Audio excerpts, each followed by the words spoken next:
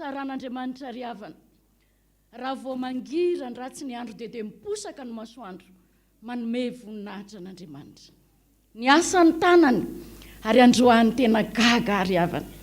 Raha vao tendry hitondra n'izao fotoana izao, dia izao no nataon'i Jesosy. Pasteur, tenenin'ny olona rehetrarehetra fa ireo olona tonga mivavaka amin'ny fito marain'ireo ozy nosoratan'ny anjely any an-danitra nome voninahitra amin'izao maraina amin'ny fito maraina izao.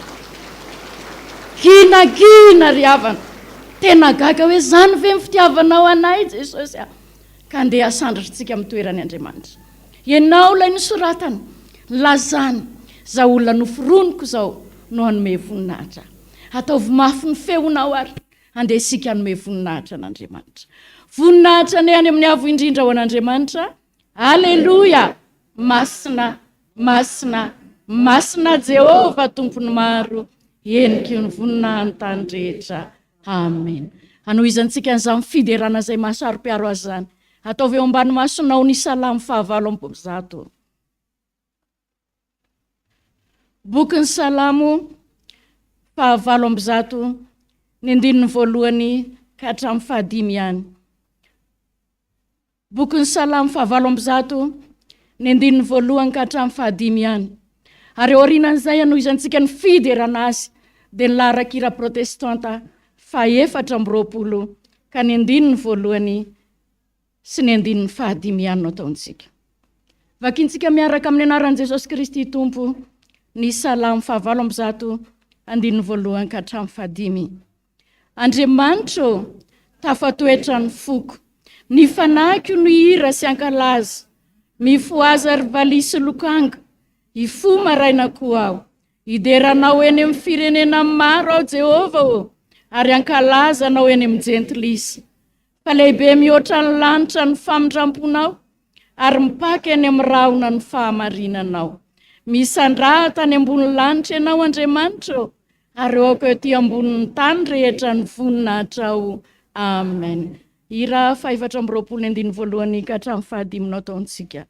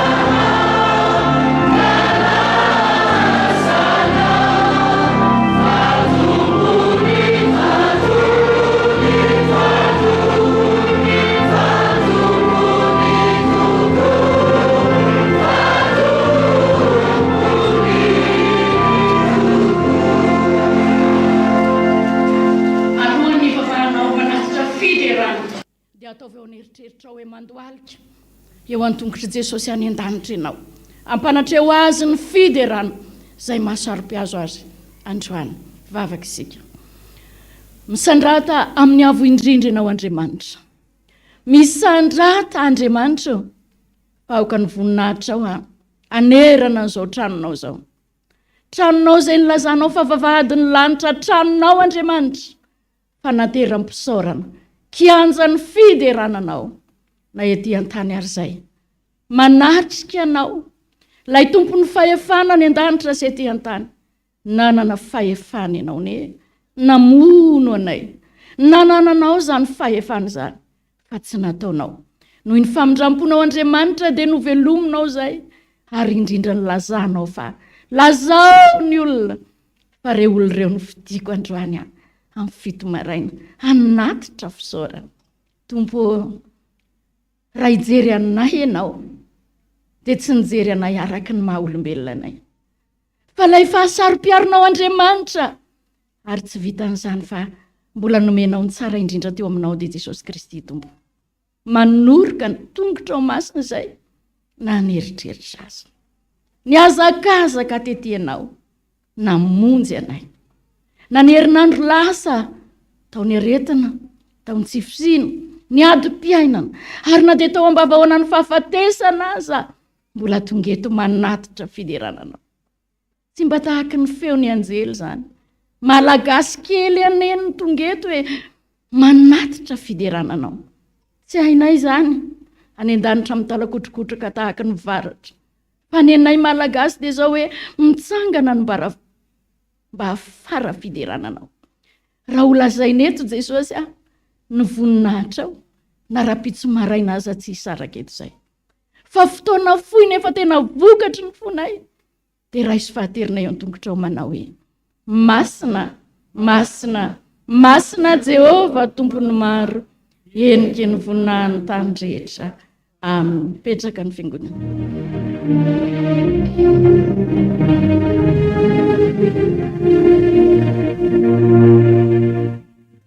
Raha tonga ny fotoana tahaka izao ry havana dia tsaroana mihitsy hoe tsy andro izay araina ny andro ionana amin'Andriamanitra. Tapabolana androany ry havana raha nisy asan'Andriamanitra izay natao. Voan'ny kansera poumon io olona io. Ary rehefa tena narary izy, olona tsy dia mivavaka izany. Fa ozy ny filazana hoe zanakam-pielezana isaky ny krismasy natao mbavaovao mba mivavaka. Rehefa tena narary izy dia nampiantso ahy. Rehefa tonga tany amin'ny ady izao nataony hoe pasteur, inona ozy ny ataoko fa za ozy te hiresaka amin'ny Jesosy. Gaga be te hiresaka amin'ny Jesosy ary dia izao no nagaga. Efatrandro anampibebaka azy. Amin'ny andro ray tsy afatesan'ny rapitso tena nanaiky izy hoe tena mibebaka. Fa izao no nataony. Aza mivavaka ho antsoina ozy fa rapitso sisa. Ndao anao alefa amin'ny hopitaly, ozy izy rapitso sisa. Gaga be vavaka dia volongambo zany ahoana ary ty. Ay, rehefa tonga tokoa ny andro rapitso ry havana tamin'ny efatra maraina dia ny sento intelo izy ozy ny zanany dia tapitra ny ainy. Androany ianao, isika andreny tenin'Andriamanitra. Zay andao aloha ty hafantsika Andriamanitra satria tonga eto ny ray aman-dreny lehibe hitory-tena ho antsika androany. Raha mijery izany lalana any amin'ny tambanjotran-tserasera ry havana, tena mitomany amin'ny vavaka manao hoe Jesosy io tady io ane, tsy 20 taona na 40 taona fa mihoatra noho ny voromanidina ny heriny. Mbola mity hafa-mafy ho an'Andriamanitra amin'izany heriny meny antsika izany, meny any tady izany. Arabainy ianao dada, faly ny zanakao manerana Madagasikara, fa mbola faliko ny zahay eto mihoatra lavitra noho ny zanakao. Alohany andrenesantsika ny tenin'Andriamanitra ary izay hoentin'ny ray aman-dreny lehibe mba tahaka ny olona nody any amin'ny Jesosy io ventsika hoe misoa inona ny ataoko pasteur mba hiresahako amin'ny Jesosy. Andeha ataontsika ary ny boky hira ao amin'ny boky ny fifoazana 1:20 manao hoe mitsangana ka mihaza vary tanoran'Andriamanitra, zao misoka mihira omany ny fonao raha andrezany tenin'Andriamanitra izany. Mba tsy handalo 70 andro sisa dia tapitra ny taona. Samy mieritreritra ry havana. Ary tadio fa tsika ny faly tonga ny fotoana. Tapitra ny taona. Fa tadio fa arakaraky ny taona mandeha. Manakaiky ny andro afatesanao miena. Ary ny andininy faharoa manao hoe ny Baiboly teny masina, boky tsy mba mety levona, zany notoriany ray aman-dreny lehibe androany. Aoka tsy handalo zany nahafinaritra antsika vetivety fotsiny fa mba tahaka io olona io hoe te hiresaka aminy ary rehefa niresaka tamin'izy dia nalainy. Hitsangantsika ho fanajantsika an'Andriamanitra satria Andriamanitra tonga hiteny amin'ny alalany dadany zany iry zany. Andininy voalohany sy faharoa amin'ny boky hira fifoazana mitsangana ka mihaza va ataontsika izany dia hiaino ny tenin'Andriamanitra sika.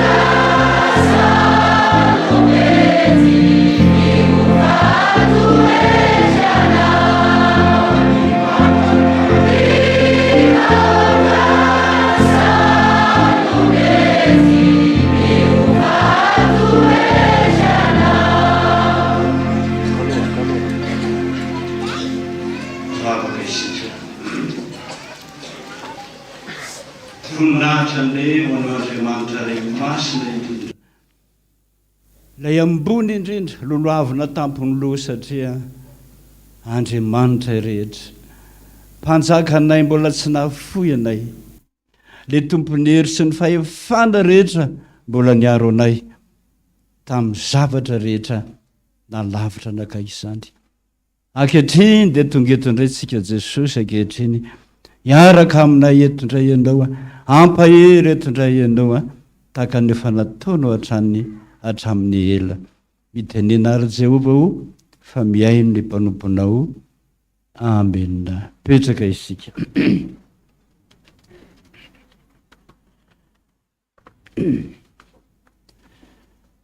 Vakitsika ny bokin'ny Hébreu.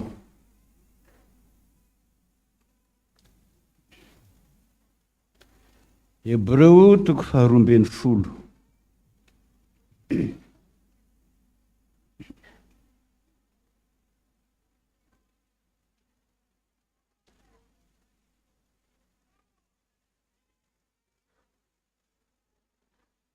Andininy voalohany ka hatramin'ny andininy fahaenina. Amin'ny anaran'i Jesosy, koa amin'izany satria misy vavolombelona maro be toy izany manodidina antsika toy ny rahona. Hébreu toko 12 zany dia aoka isika koa hanaisotra zay rehetra mitambesatra amintsika mba amin'ny ota izay malaky mahazo antsika. Ary aoka isika hiazakazaka amin'ny faharetana amin'izao fiazakazana filokana napetraka eo anoloantsika izao. Mijery an' Jesosy tompon'ny finoantsika sy mpanefa azy, izay naharitra ny azy fijaliana, fa tsy nitandro henatra mba azahoany fifaliana napetraka teo anoloany, ka dia efa mipetraka eo ankavanan'ny seza fiandrianan'Andriamanitra izy. Fa ivery tsara ilay naharitra ny fanoherana nataon'ny mpanota taminy, fandrahoketraka ianareo ka ho reraka amin'ny fanahinareo. Ianareo tsy mbola nanotra niady tamin'ny ota hatramin'ny fahafatsandra, ary adininareo ny fananarana izay milaza aminareo toy ny amin'ny zanaka hoe anaka aza atao zavatra kely ny famaizana ataon'i Jehova, ary aza reraka raha resy lahatra ny anatra ataony ianao. Fa izay tian'i Jehova no faiziny, ary izay zanaka rehetra raisiny no kapohiny. Ray masino manamasinana ny fahamarinana, ny teninao ny fahamarinana. Amen. Eny ry havana, mandalo ny fiainana, tena mandalo.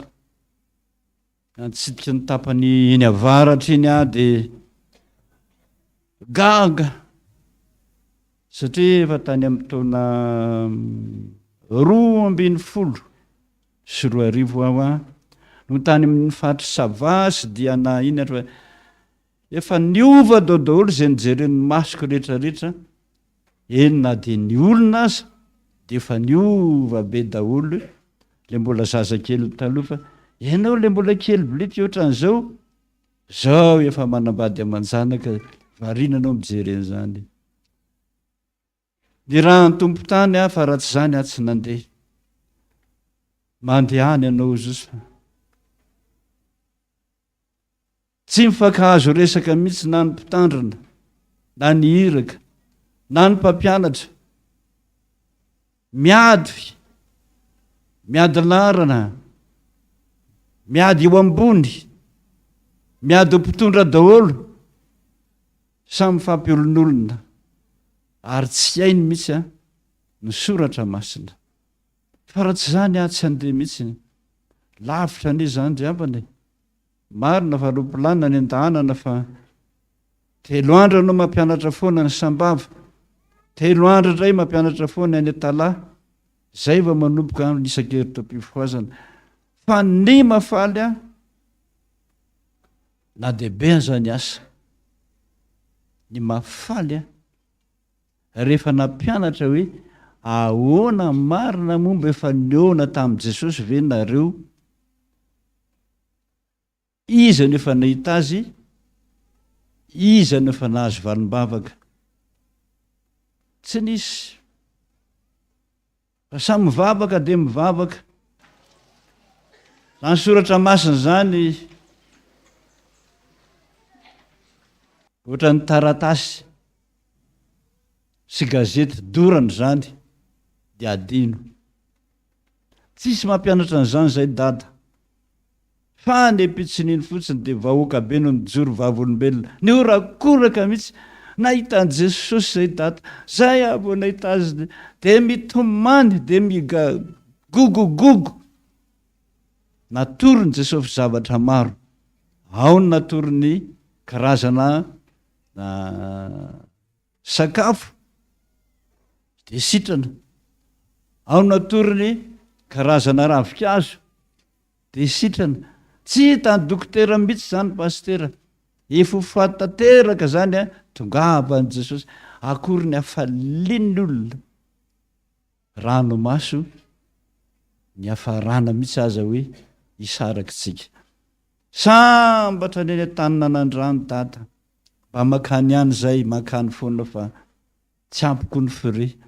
Fa sambatra fa dia loma daholo izy nareo, tsika rehetrarehetra, namana rehetrarehetra aty Antananarivo, fa nahazo dia nahazo fampianarana tsara tamin'ny dada. Ny olona tanika dia misaotra an' Jesosy, ny olona indray. Dada ny vizaka fa Jesosy tsy vizaka. Vao tonga alatsinainy dia talata indray nakany Tomasina. Misaotra ny Gaetama. Zany nandehanako tany no vaty fehizoro. Tsy mpanao an'izany satria vitan'ny mpiandry, vitan'ny président synodale, vitan'ny pastera any atoerana zany. Fa ny antony natongavako tany dia satria ny Gaetama, zanakitsika, manaiky hanorina fiangonana, fahatserovana ny 20 taona ny Gaetama. Zava-dehibe amiko mihitsy zany hoe andray anjara ono, sampana ray ono, anao fiangonana hatrany amin'ny farany, hatrany amin'ny tafiny ka hatrany amin'ny fanadiovana azy. Aloha ho an'i Jesosy hampahery azy. Ary anga vitan'izany ihany, fa ho tonga ny isam-bolana ny solotena, sady manafana fiangonana ihany 10 point io, sady manafana fiangonana manamafy ny asam-pifoazana. Nahoana moa ho any tsy ho any Jesosy navizaka aza dia andeha ho any ampahery ny zanako. Ka dia misaotra anareo Gaetama, andolo moa ny kabeazan'izao mitarika Fotoam-pivavahana any. Ongeza be zany fiangonana zany falazaiko anao. Maro be koa mihazakazaka hanampy asan'izany ka dia misaotra azy amin'izany rehetrarehetra zany. Fa ny afatry ny tompo antsika androany, Hebreo 12, 9-7. Fa hevero tsara ilay naharitra ny fanorenana, fanoherana ataon'ny mpanota taminy, fandrao ketraka ianareo ka ho reraka ny fanahinareo. Zany ketraka sy reraka zany mihitsy ny tena tiany Jesosy ampahirezana antsika. Mandalo any fenana, 3 volana sisa hoy ny mpilaza teo, mpitarika, tapitra sada ny taona. Zany olona maty fantatro zany, ranona lasa, ranona lasa, ranona lasa, ranona. Vita ny didy le roa, vita io dia samy mody daholo tsika rehetrarehetra ganga isy hipetraka ety. Fa ny ketraka sy ny kivy tsy zakan'Andriamanitra mihitsy. Renareo tsara tamin'ny radio ary voavin'ny miteny an'izany zay omaly. Fa misy ilay koreana anankiray natao hoe Park Yong-gi koreana io. Tamin'ny taona 729. Dia tsy nahatsiaro tena efa bolana tao amin'ny hopitaly. efa-bolana nefa tsy hoe efatr'andro e, tsy hoe 10 andro e, fa efa-bolana. Dokotera reko hatramin'izao dia any ampitan-dranomasina herinandro ihany. Rehefa herinandro dia ny hoe ame fanafody faran'izay mafimafy izy kokoa e, aizy io tsindronona ho foaty. Mampalahelo anay ozy ny dokotera mahita ny olona mijary herinandro eto am-pandriana foana, tsy mbola tonga matsiaro tena foana, aloha tsindronona dia ho foaty.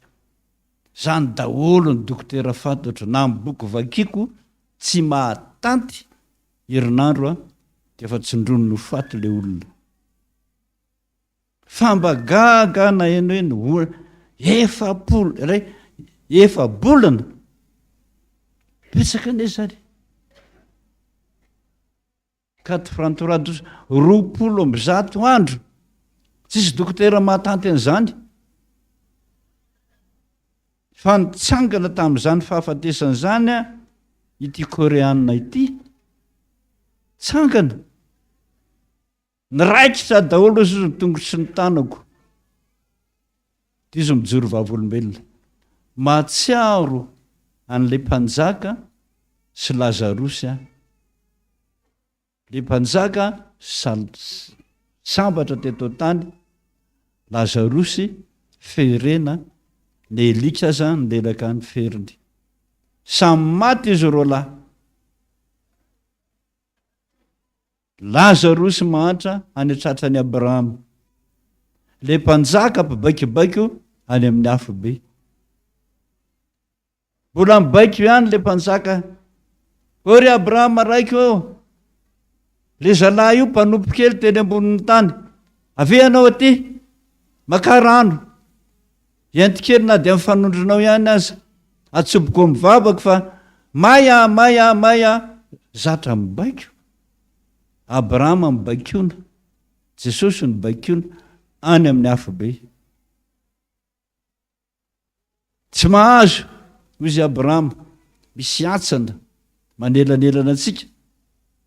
Zay teo any aminao tsy afaka, zay teo aty aminay tsy afaka, petra tsara. Zao are, misy olona maty avy aty amintsika makany ambonin'ny tany, fa raha misy zany endry reo ny ambonin'ny tany reo. Toy Abrahama tsisy zany, misy mpaminany any rehefa tsy meno azy izy voalohany. Fa izao Andriamanitra ny aino, olona tena maty efa-bolana naveriny, afatra nataony be dehibe ho antsika zay manana klesy be dia makao amin'ny radio fotsiny na flasy dia afindrany amin'iny dia mba asevo mijery iny daholo ny olona ao an-trano. Fa zay tsy tonga saina amin'izany tsy tonga saina tsony. Ao ny voalohany indrindra nataony dia ny hoe tafady, reo olona maro be mikanjo fotsy any an-danitra vonona ny andray antsika. Faleria maheno an'izany ianao, tonga any an-danitra nefa ianao misy vavahady ozy 12 ao, azo idirana daholo, fa ny ankabeazany tery hoy soratra masina.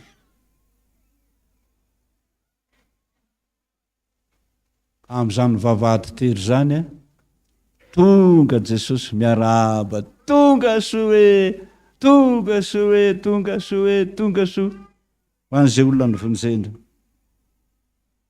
Nafatra farany dia zao, ny zavatra hatongavantsika any paradisa ozy dia ireto 5 ireto. Samy azafatra, rehefa mikokotry zay dada dia visaka. Voalohany ozy ny famakina baiboly. Io ny takian'Andriamanitra voalohany any an-tanitra any. Efa namaky an'io ianao. Namaky an'io isan'andro ianao. Zany no milaza hoe tia an'Andriamanitra ianao. Samy mieritreritra. Sekretera mbo ilaza hoe soratra masina androany zao dia zao. Ataovy mihoatra ianao. Fa takiana aminao io. Fa zay olona tsy mba nanao an'izany no tsy tafiditra any. Faharoa, fanaterana fanatitra. Ny tsika dia hoe rakitra. Fa aza atao hoe rakitra hono ny anarany. Fa ataovy hoe fanatitra. Zavatra ambony zany. Zavatra nomaniny zany. Ny tsara indrindra zany. Zany to efa natitra ozy. Tonga sena amin'izany tsika rehetra. Ny fahatelo, impiry ozy ianao no nitory filazantsara. Eo ianao dia kepoka amin'izay. Impiry ianao no mbe fanotory. Tany amin'ny vadinao mampitoka fotsiny ara. Efa tsy sa ianao. Topasao rano reny mampitoka reny. Reny miady be masika be reny amin'ny anara dia sao sy pa. Fa mitolefika io. Tsy mahavita an'izany dada. Fa nahoana? Daroana eo Tsy anao zay. Zay le reraka sady, zay le kivy sady. Tsy tian'ny epistilin'ny Hébreu zany. Rehefa mba miteny Jesosy ataovy zany dia ataovy. Tsy ampopoin ianao dia mihidy ny lanitra. Impiry. Ny olona hitanao rehetrarehetra sositra aminao, torio. Ambaro fitiavana. Tsy nahavita an'izany ianao. Ny rafilanao sy ny rafivavinao, fitondry sy daka, any amin'ny tribonaly, misaraka, mpivady. Mbe fa niteneninao, mbe fa nananatrao, azy ianao. Impiry. Antaniany Jesosy ianao zany eo am-bavahady eo, ho ty olona ty, tsangana tamin'ny maty. Faefatra. Mba impiry ianao nanolotra fanifolo-karena. Nanongo tena mihitsy ana ianao io. Ay takiana any mihitsy ny fahafolo-karena satria mandroba ianao Jehova. Ny tokony ho anjarako, vola nomeko anao reny anie Ny ampafolany reny mangatahako aminao, mba tsy omenao. Olona maditra ianao, miavonavona. Zany no mahazo antsika. Rehefa tsy manolotra ny fahafolo-karena isika. Dia samy mieritreritra amin'izany tsika. Fahadimy, ny fotoan'ny fandraisana amin'i Jesosy amin'ny alalan'ny vavaka. Koa le iraka anankiray teo hoe za isaky ny amin'ny roa alina taitra. Sady mamaky teny isan'andro mandroaka dia volana mandritra ny alina dia mivavaka. Mahazon'i Jesosy zany. Tiany Jesosy zany. Ianao rehefa mahazo torimaso dia ao aloha. Taitra maraina hoe, way, maraina ny andro. Tonga dia tsy mitsangana fa tsy mba saotra Jesosy. Fa mbola novelominao tsy manao an'izany tsika.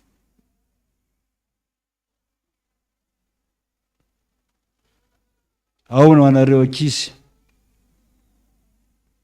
Misy toerana ho no an'ny ankizy.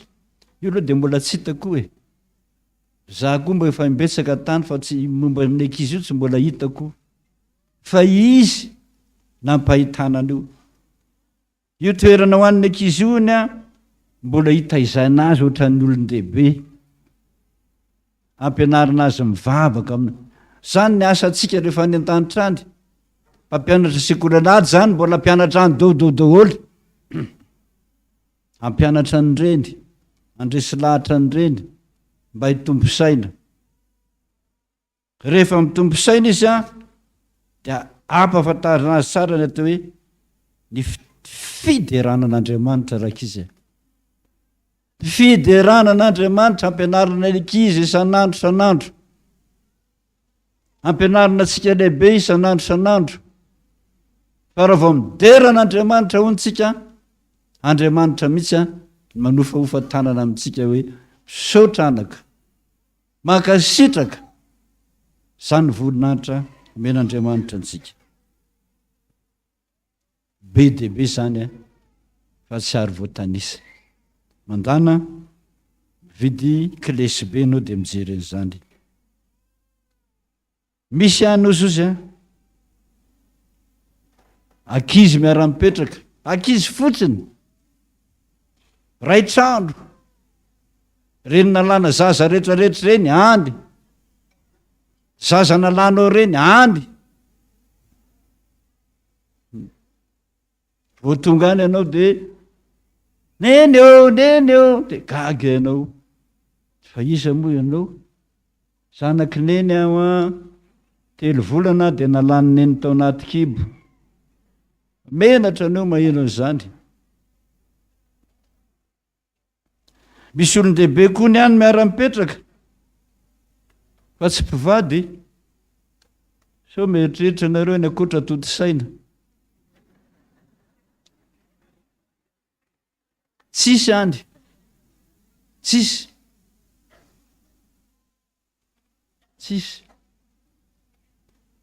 Fa ny olona tsirairay aby samy manany azy. Reny trano avo be ohatra ny bildinina rehetrarehetra reny dia ho an'izay olona nitory ny filazantsara, ny zanany ara-panahy rehetrarehetra nanaraka azy no miara-mipetraka amin'izany bildinina be zany. Vady aman-janany tsisy mifampitady amin'izany, raha ny vavaka dia miara-mipetraka amin'izany bildinina zany. Fa raha tsy ny vavaka ny anankiray dia efa tsy eo iny. Zany amin'izany toerana zany. Fa ny mampitahotra dia misy fanahy voavonjony fanahy voavonjy tsy any amin'ny afo tsy any paradisa, voavonjy ihany izy. Fa ohatra ny tranona koa ny habean'ny tranony any an-danitra. Dia iza hoe raisa aloha zany Jesosy dia misaotra. Tahaka ny hoe mitovy daholo, samy afaka baka daholo, mention très bien, mention bien, mention passable. Raha ianao zany na farany ary ianao fa afaka ny dikany. Dia rehefa tonga any dia ohatra ny tranona koa aza fa tsy any anaty afo be, misaotra Jesosy, mendrika ho azy zany. Fa inona ny fahorianao na ianao ny voalohany amin'ny tsy afaka? Zany no tena mampahory, voalohany ianao fa tsy afaka. Be dia be fanamboarana trano ntsika rehetrarehetra any an-danitra. Tadidinareo le mpiandry kely teto, salakamisy salarobia ny tenenako an'izay. Hoy mpiandry kely 12 taona io, vavy kely nentin' Jesosy tany an-danitra. Aveanao rehefa faty ianao mpiandry kely io ity ny baingalaonao fa volamena tsara tarehy. Saotra Jesosy, fa tsy mahazo miditra ao ianao anaka. Ty anankiray ty io zay voamboarina ho an'ny zandrinao. Ty anankiray fa vita ty ho an'ny mamanao. Aiza ny an'ny dada? Mbola tsisy. Ny an'ny dada be anao aza izy mbola tsy sekoly le toerana anaovana azy. Nampanatsoka eny io dada be io very anao fa miteny aminao tany asiana ny tranonao raha tsy misy sekoly. fa ny azahoana fitaovana anaovana trano ony a dia ireto ny olona zatra mideran'Andriamanitra. Mideran'Andriamanitra andreo manalina na manasa vilia na atory na maraina na amin'ny andro alina. Zany ony ny tena mamaika ny anjely mihitsy hoe aiza ny tranony, aiza zany efa manorina sady ny anjely. Asadinonao mihitsy soratra masina manao hoe fa amin'ny fiderana no isandratan'Andriamanitra. Tsy mahatanty anao mihitsy izy fa rehefa mihira anao ka midera azy amin'ny fonao efa vonona izy amin'ny toerana ho anao. Ny faharoa, ny famakiana ny Baiboly. Mamaky anao isan'andro anao dia faly izy dia efa miampy indray le brika atao amin'ny tranonao. Vavaka, rehefa maharitra mivavaka foana ianao dia mitombo indray ny fitaovana anaovana ny tranonao. Ao ny fanomezam-pahasoavana be dia be tsika. Ampiasao daholo zany. Fatandremo miteny hoe manana fanomezam-pahasoavana nefa makatahaka ny hafa. Mba manao ny hafa, zako mba manao. Mahita ody ny hafa, zako mba manao. Ianarana. Manotra ny hafa, zako mba mahay. Tsy mahay. Samy manendry ihany. Ny azy any akafa ny tendreny, maty le olona. Migadra, efa misy migadra reo fa miteny aminareo samy manana ny fanomezam-pahasoavany nefa arak'izay nomeny Tompo anao. Zay ny anjara anao aza mihoatra an'izay. Fanatitra ataonao sy ny fahafoli-karena anao zany be dia be mahatonga ny tanànanao sy ny tranonao vita. Tsy ny zany rehetrarehetra zany fa ny mampalahelo indrindra dia ny any amin'ny elo. Misy karazany roa ny elo zozy. Voalohany indrindra, misy le ranomasina afo be tsy tanono, vahoaka be no mitomany ao. Iny hitan'ny maso. Fa misy voalaza ny soratra masina izy hoe lavaka maizina tsy hita nono. Zany koa ny elo anankiray. Efa nampahitany Tompo akoho io tsy misy farany mihitsy zany ny alalany zany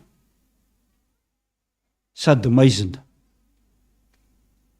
Fa rehefa mba misy hazavana kely ony dia misy biby lava be mihitsiny mamatatra any amin'ny lohany, ny masony, ny vavany, ny tentany, ny tratrany rehetrarehetra trany amin'ny akibe tongony. Tsy fantatra intsony hoe izy io. Tsy afa mihetsika fa mitomany ao anaty maizina ao. Zany nampiorokoditra indrindra. Tsy afaka manao ninina ianao, tsisy ny inona hoanina aloha. Fa dia voageja ao ianao. Ny olona tratran'izany fanangejany zany dia ny olona kamo mivavaka voalohany indrindra. Fa mieritrereta ny kamo mivavaka, kamo mamaky teny, zay rehetrarehetra atao dana teneny mamanao masika loatra, tsy mahavita an'izany teneny dada fa misotro toka, tsy mahavita an'izany kamo, zay atao rehetrarehetra kamo dodony ao anaty lavaka tsy tanono zany.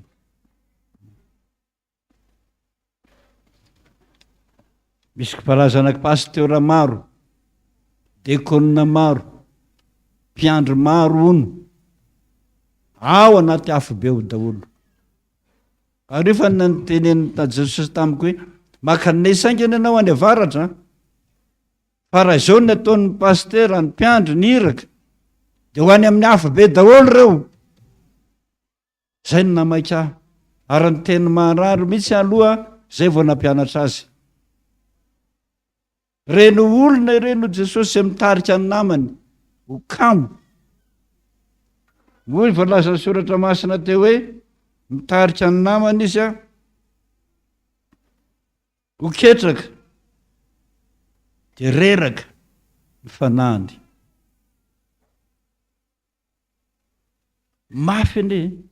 Mafy ane mahazo ny olona zany fa lazaiko anao hoe reny olona mitarika ny olona emitra rehetrarehetrarehetra ninona karazany reny hoany am'le lavaka tsy hitanono daholo izy. Mandana mihaino an'izany tantara zany ianao ao amin'ny radiontsika misy an'izany. Fa iverina amin'ny soratra masina hoy soratra masina ato hoe Hebreo 12:20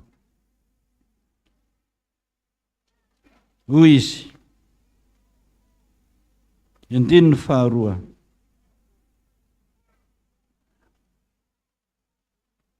indiny ny voalohany, koa am'izany satria misy vava olombelona maro be toy izany manodidina antsika toy ny rahona. Misy olona maro be mijery atsika ny dikan'izany any an-danitra any, be de be noho ny rahona manodidina atsika. Ka tandrema, mieritsereta, tratra hita zao. Dia aoka isika kosa anaisitra zay rehetra mitambesatra amintsika mba amin'ny ota zay malaky mahazo antsika. Esory aingana io zavatra mitambesatra aminao io de mibebaka. Raha tsy mibebaka am'izany io tsy afaka io. Zavatra moa de ataonay madinidinika io mitambesatra io, miady kizitiny teny-dratsy tsy miangony sositra saraka hoe tambesatra aminao daholo zany. Tsy tonga any an-danitra am'izany ianao. Esory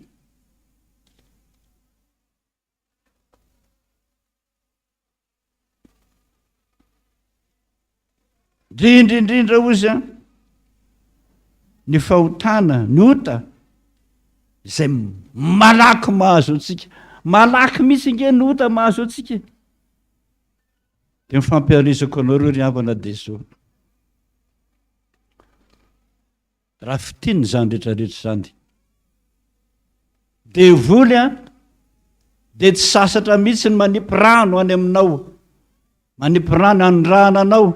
Am'izay anao mangatsika, tsy tia vavaka afa mangatsika, tsy tia hiteny afa mangatsika, tsy tia naratra soratra masina afa mangatsika, tsy tia halantrana afa mandany vola, mandany ny androko re tsy tia an'izany pazany de voly rano foana anao angatsika. De minoza ho teniko zao. Fa Jesosy kosa tsy sasatra amin'ny manipy menaka mba hireheta ny fononao. Mite hafa ho an'i Jesosy ianao am'izany ry havana malama.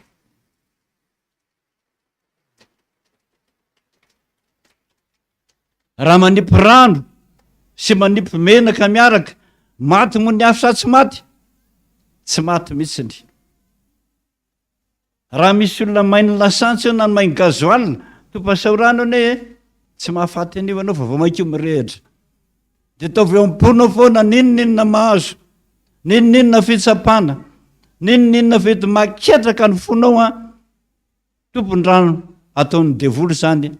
Fa Jesosy mino kosa fa andefa menaka any am'ireny arakaraky ny fisin'ny rano sy ny menaka deda am'izay ny fononao io mahatonga ny apôstôly teny hoe vogeja manodidiny zay fa tsy tery. Ianao zany gejain'ny polisy manodidina anao de fa mivaraontsana, gejain'ny elika manodidina anao de fa mivaraontsana, gejain'ny fakapanahy manodidina anao de fa mivaraontsana. Zay tsy tery satria nahoana? Vavaka. Very hevitra zay fa tsy mamoy fo. Ny anao raha vao very hevitra amoy tera nana. Tsy latsy vavy.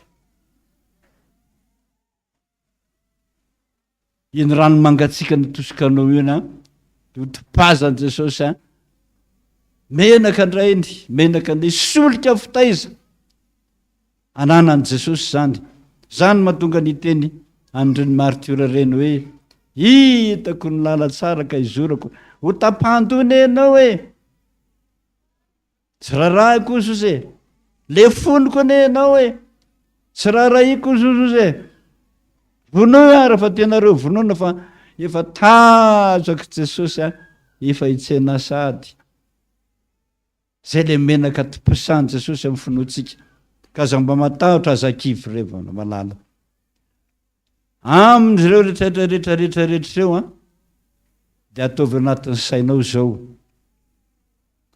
ny mikarakara ny mpitandrina ry sahirana indrindra ozy zany tena fitaovana tsara indrindra anaovan'Andriamanitra ny tranonao.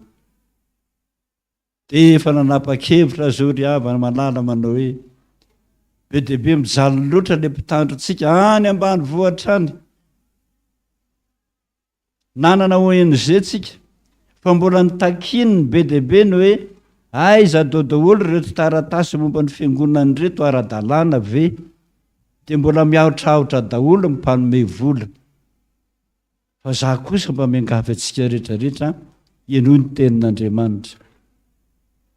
Isy ONG zay efa ataontsika efa misy iny fa atao hoe fanampiana mpitandrina sahirana dia anao boaty kely an'izany tsika isy dia konendray an'izany manokany tsika fa ireno ny tena akasitrahan'Andriamanitra satria sady mamonjy ny mpanompony mampitondra finoana n'le mpanompony mahatonga n'le mpanompony tsy miala fa maharitra amin'ny toerany ary mahavita fiangonana.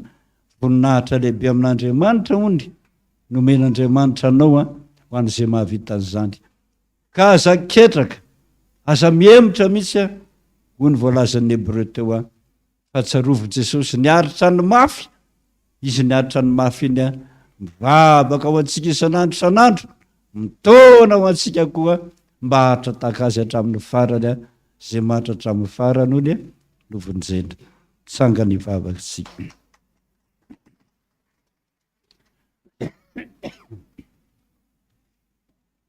Misaotra Jesosy voambara teto zanyka dia mangataka anao mba hiresaka an'izany any atokantrano tsirairay avy. Misaotra Jesosy vangio ny fony ny mpanomponao tsirairay avy ary rehefa saika nitondrany devoly rano mangatsika isan'andro ho ketraka hiemotra tondray ny fanahinao Jesosy iretareta ao am-pony fa na fahoriana na fijaliana na sabatra na misary tsy misy atakalona ianao Jesosy mandra-pialana etya andraisana ny satroboninahitra ny fiainana. Ny anaranao no angatahako izany Jesosy. Amen. Napetraka isika.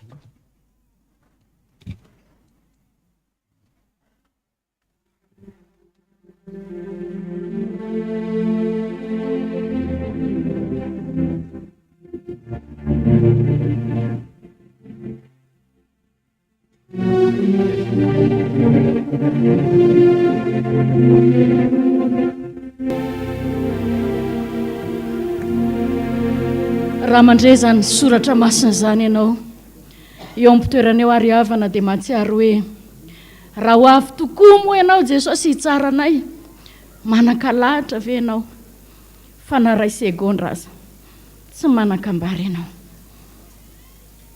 Samy mieritreritra samy mandinika ary havana andehantsika hitsangana ary anao ny hira 7:3 hoe mba hianohy ny feon'i Jesosy zay nambarany tamiko sy taminao androany mba tsy ho very ety itsika ry havana.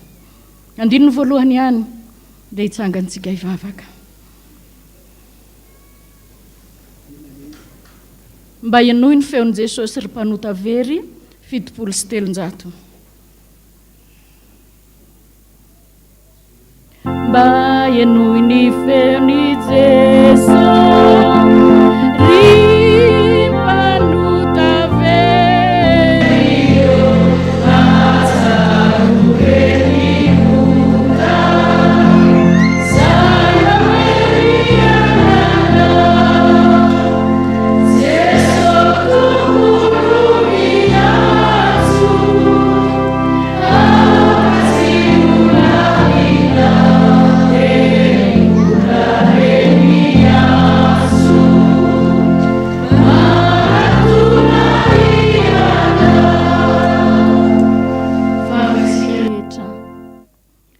Jesosy tsy manan-kambary zay raha mareza ny teninao zany. Tsy manan-kalahatra zay raha ho avy ianao zao dia zao. Mampatahotra anay ane ny teninao raha namary teny zay efa nitory ny anaranao ane zay efa namoaka demoni tamin'ny anaranao ane zay fa hoy ianao hoe tsy fantatra akory ianao na avitaiza na avitaiza. Reto zay miankohaka eo anatrehanao satria raha mareza ny teninao zany zay dia maro be nino efa ketraka maro ane tsy mahavita ny asanao tsony maro ane Facebook ny fiainany fa ohatra ny adinina ianao azy. So fa misy ianao miteny mananatra mba tsy havery anay Tompo. Misaotra anao satria mbola manangana ny tananao foana ianao hoe raha eo mamela ny elo mifatsifantany zay ataony. Fa iza aminay moa sahiteny eo anatrehanao hoe tsy fantatra ene Jesosy nataonay. Fa mini manoto zay araka ny vavaka ataony Dada isan'andro hoe professionnel manoto zay raha nanao ny ratsy dia voalohany zay na olomba ositra ho azy ane hitanao zany. Androany Jesosy pitidranao fotsiny ndray mitetedy ampy anadio anay ary mba mitenena hoe fantatro ane fa maditra ianao hoe ozaby mihitsy ane io atoko io hoe menatra zay mangayay zay Jesosy tsy maintsy hifarana ane zao tontolo zao hoe tsarovony fidiananao anay, tsarovony indrao fonao, tsarovo fa tsy miovy ianao ary fantatrao daholo eny aminay rehetrarehetra nefa tianay ianao nanoavinay azy eo ampelatananao ary mipirimoizay no voady fa ho tianao tsy hivadika aminao zany fa eo ihany Jesosy rehefa tonga mifakapanahy dia latsaka zay tonga nomena miravoravo mifahotana dia miroboko zay mamindrafo famindrampo misaotra anao na amin'ny aretina alefanao mampibebaka an'ireny misaotra amin'ny tsifosina alefanao tady volamena ampiraikitra antsika an'ireny Jesosy misaotra satria be fiantra ianao misaotra noho ny amin'ny teninao hoe zao tontolo zao ane tsy ahita fa nareo mbola ahita dia mahitanao amin'ny alalan'ny teninao zay ary zany no angatahanay Jesosy aza mandao anay ianao na manota ary zay dia jereveny foana hatsangany foana tahaka ilay angady tokoa Jesosy misy-potakena izy dia sasanao amin'ilay menaka na io afo efa mitsolopolopy io ary na vainafo kely anankiray aza ane rehefa tondrahana menaka avy any aminao dia miredareda indray zany fitiavanao zany Jesosy ataovy miredareda amin'ny fitiavananao zay ataovy miredareda amin'ny fanomponanao zay fa tsy ny anarana akory navonjanay any an-danitra fa ny famindramponao.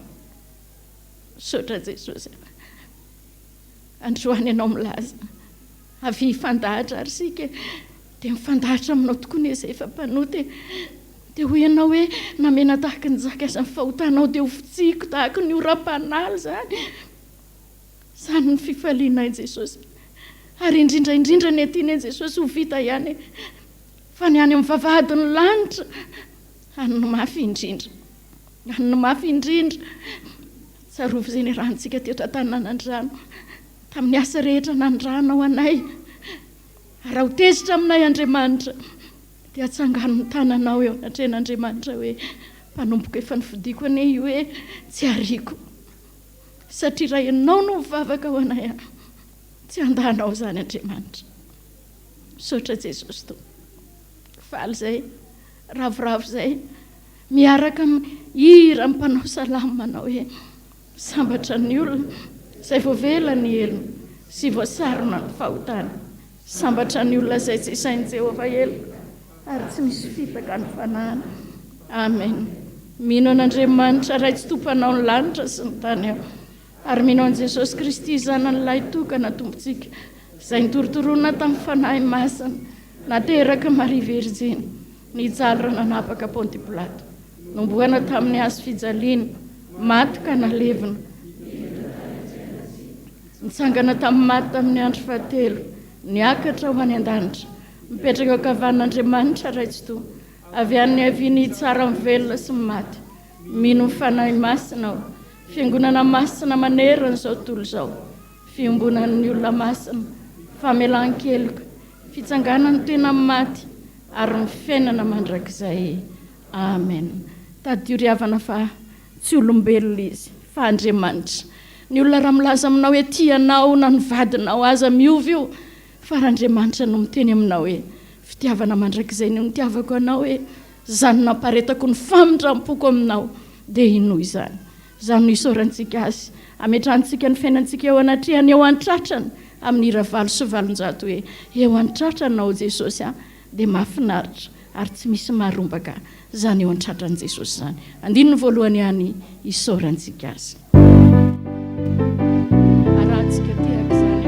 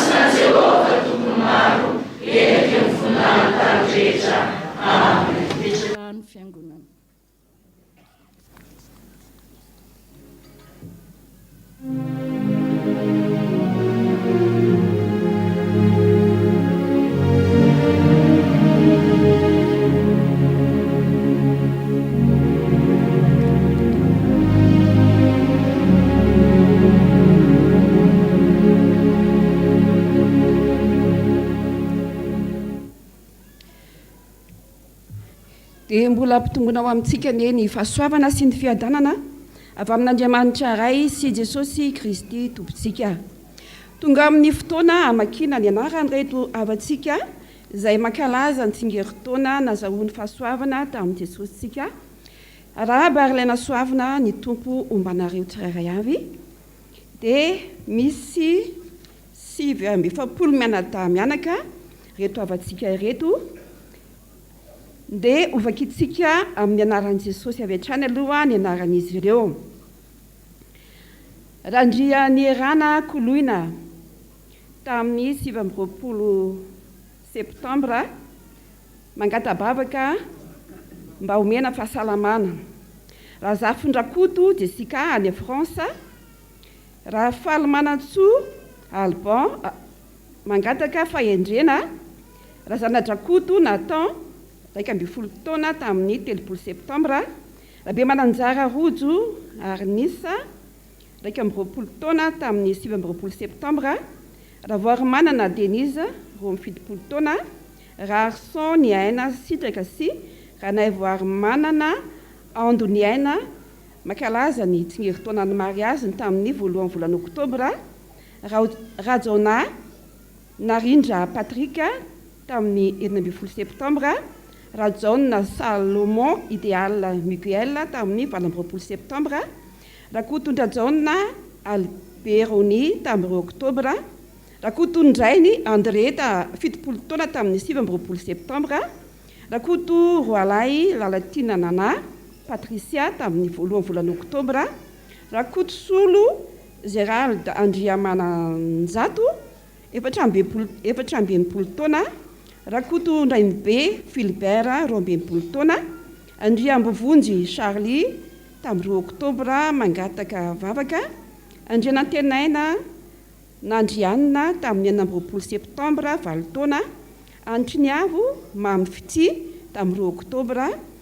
Zefrain Jemima 2 oktobra 10 taona. Razafy Indramanana Marie Matilda tamin'ny 3 septambra.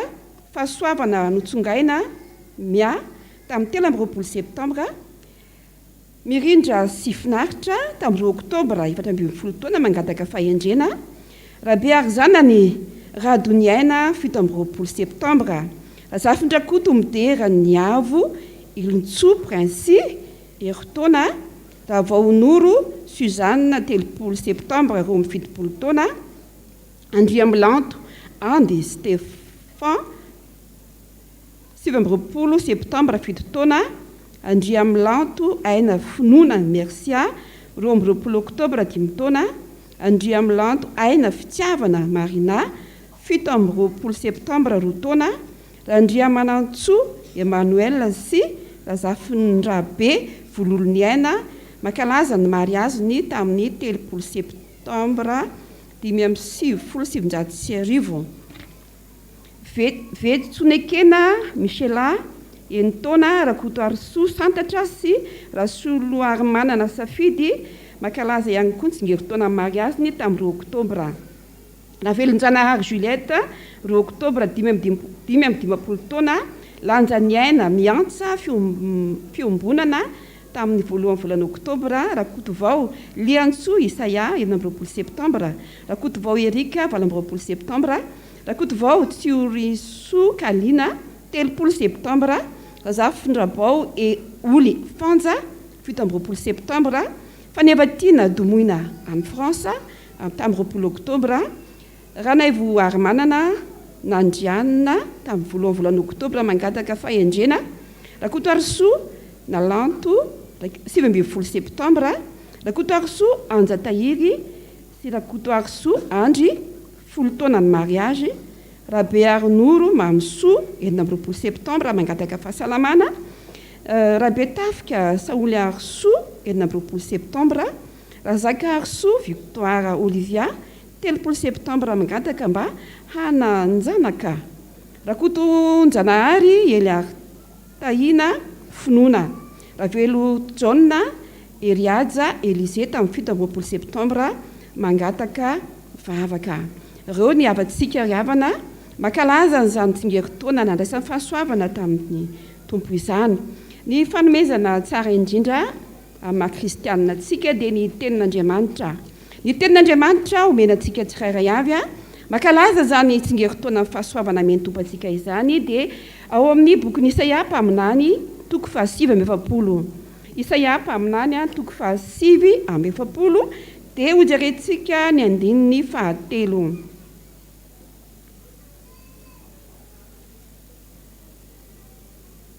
Andininy 4 mivaky toy izao amin'ny anaran'i Jesosy rehefa irahantsika mahita zany. Ary hoy izy tamiko, mpanompoka ianao ry Israely eo, izay entiko mampiseho ny voninahitro. Amen. Andeha ataontsika ara ny hira 7:30 endreny amarony sony menao ahy 7:30 dia efa vita izay dia hiaraka hitsangantsika rehetra hitrotro ambavaka ndreto avatsika ireto.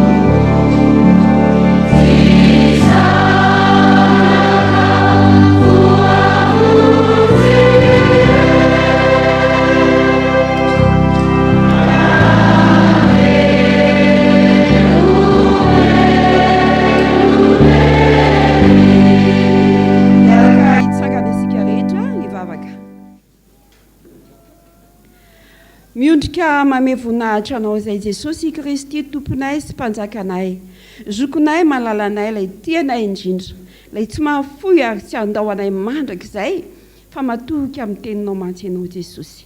Misaotra anao izahay ny amin'ny reto mpanomponao reto Jesosy izay natsiaro ny fahasoavana nomenao azy izy ary tsy tafandrimandry izy Jesosy. Teo aloha zany fitiavanao izany dia nanao marika hita maso izy dia nandravahana zao alitaranao masina izao isao fahamarinan'izany Jesosy.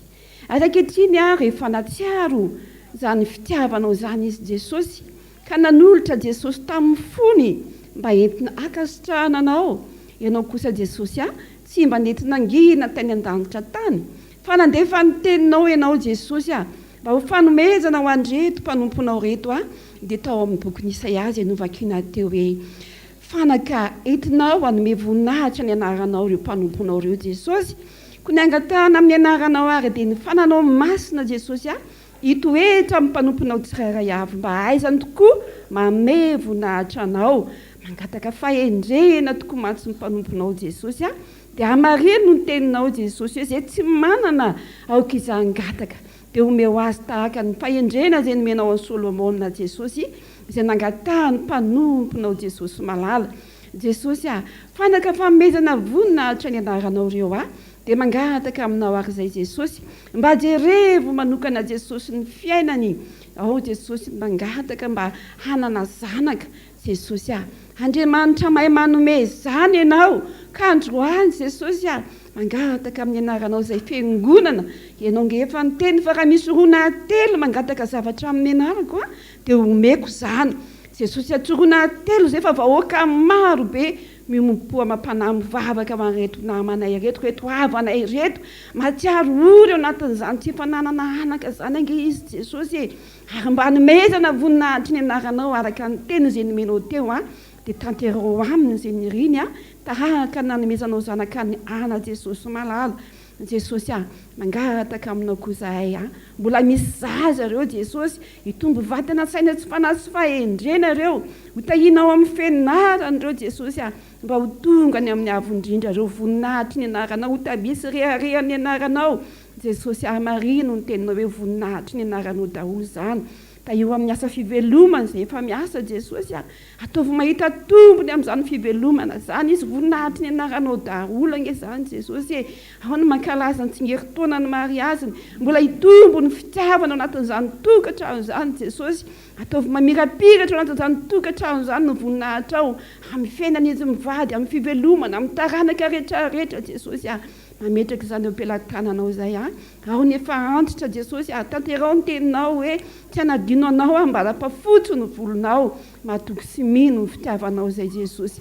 Jesosy raha misy ty voataky ny mpanomponao ao anatin'izany tony mavaka zany tanterao ny teninao Jesosy hoe na dia mbola tsy mangataka azy ianao fantatry ny rainao izay tokony ho anao fa zanako sy asan'ny tanako adidiko ianao ary araka ny hafatra izay nomenao tao Jesosy ny tena voninahitra ao ny andovahana ny fiainana mandrakizay dia matoky sy mino izay Jesosy malala fa tsy diso anjara amin'izany fiainana mandrakizay zany ny mpanomponao izay natsiaro anao ary tsy ho azy nofo ao any rehetrarehetra zany satria Andriamanitra tsy mizatavan'olona ianao dia amin'ny anaranao Jesosy no angatahana izany vavaka izany misaotra Jesosy io amen.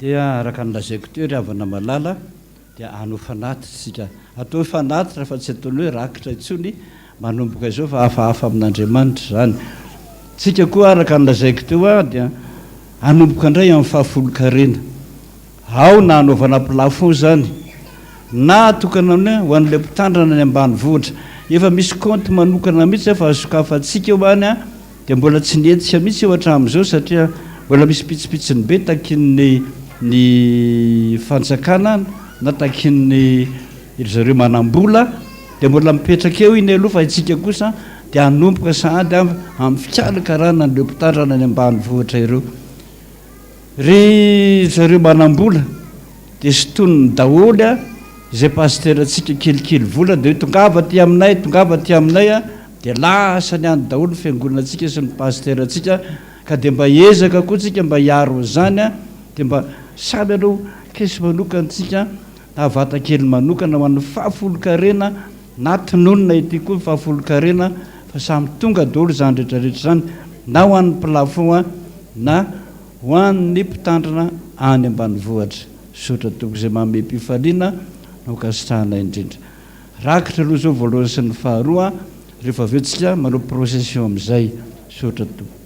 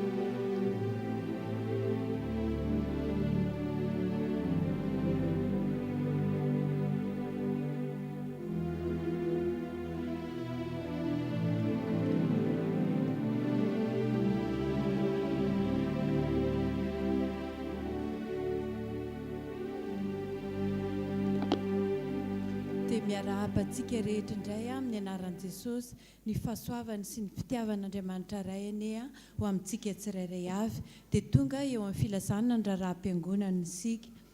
Androany Alahady 2 Oktobra dia ao amin'ny Samoela 2 ny vakitentsika ny toko 9.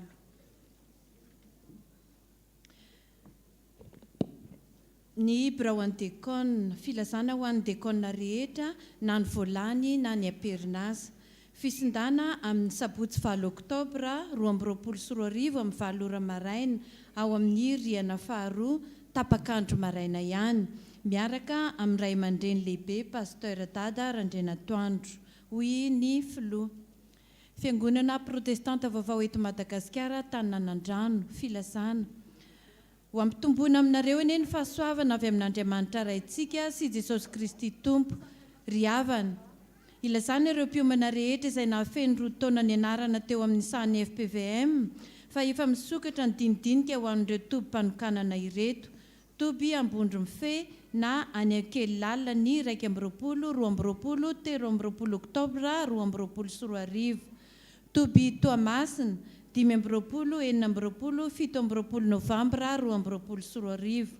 Toy izao ny fandaminana.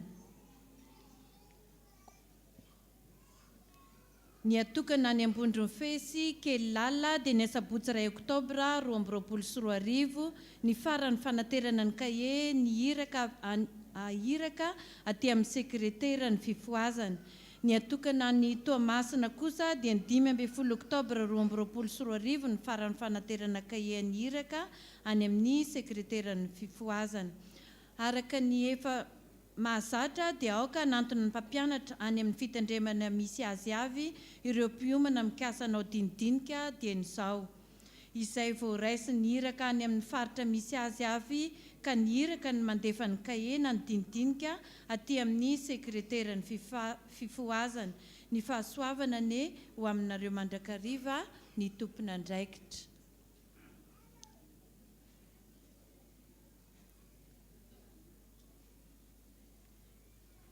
FPVM Charenton. Ary toy izao ihany koa ianareo raha fatra-panirin'ny zava-panahy dia izay mpandroso ny fiangonana no tadiavo indrindra. Ho an'ny Dada Randrenatoandro Jean Joseph sy ny Brao Fohibe Taninanandrano. Antony fandraisana anjara 4e étage. Koa satria efa vita ny rakitra ny fanatitra.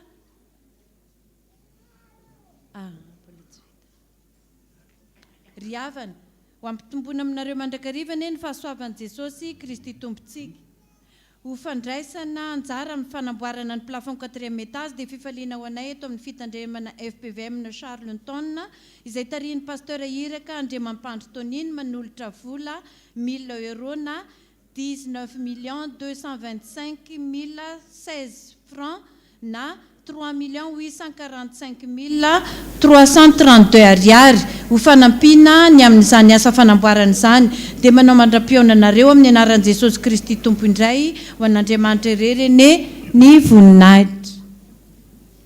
Saotra to dia hanomboka eo amin'ny procession amin'izay tsika izao ny hira ambokopira fifoazana 420 fa hoe misy ondrika verany ny efitrany mba ho jerevantsika mitsy amin'izay amin'ny alalan'ny fahafolon-karena ireo izay mpitandrina mahantra any ambanivohitra angonitsika ireo dia misy fotoana itenenana amin'ny hoe mekara ty daholo anareo na alefany ny volany dia aoko nefany ny plafond ao amin'ny 4e étage.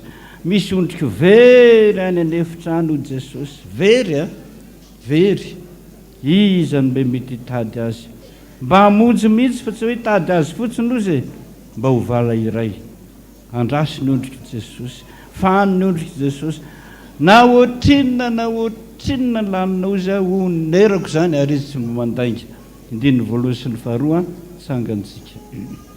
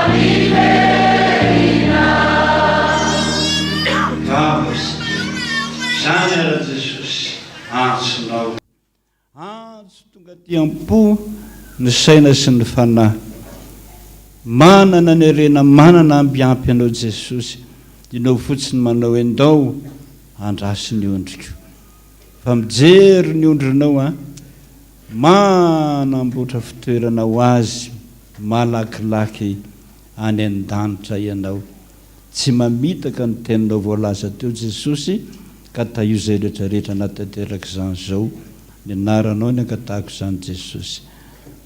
Amen. Petraka isika rehetra nareo vehivavy dia mitondra ny poketranareo.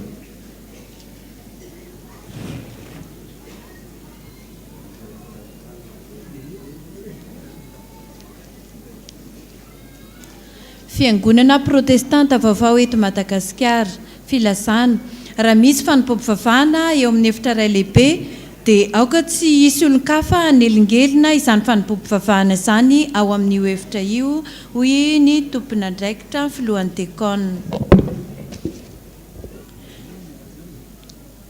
Dia toy izao indray ireto zanaky ny fiangonana izay roso amin'ny fanorenana ny tokantranomasina.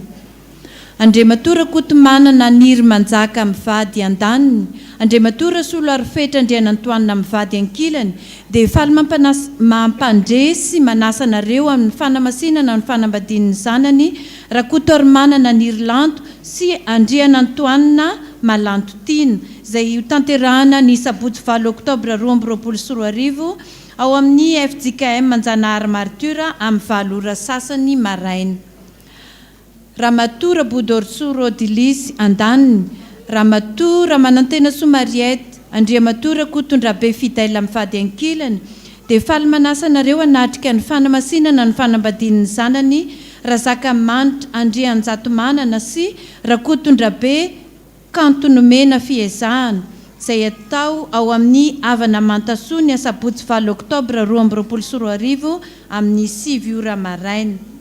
Andriamatora Razafindramavo Etienne, Ramatora Elson Nivo Lalatina andaniny, Andriamatora Zafimandimby Andriamampionna William Mankilany, dia faly manasanareo hanatrika ny fanamasinana ny fanambadian'ny zanany, Razafindramavo Roby Aina Lalatina sy Razafimandimby Niry Anjara Lalaina, izay atao ny sabotsy 8 oktobra 2024 amin'ny 10 ora atoandro eto amin'ny fiangonana FPVM Tanànandrano Ampandrana.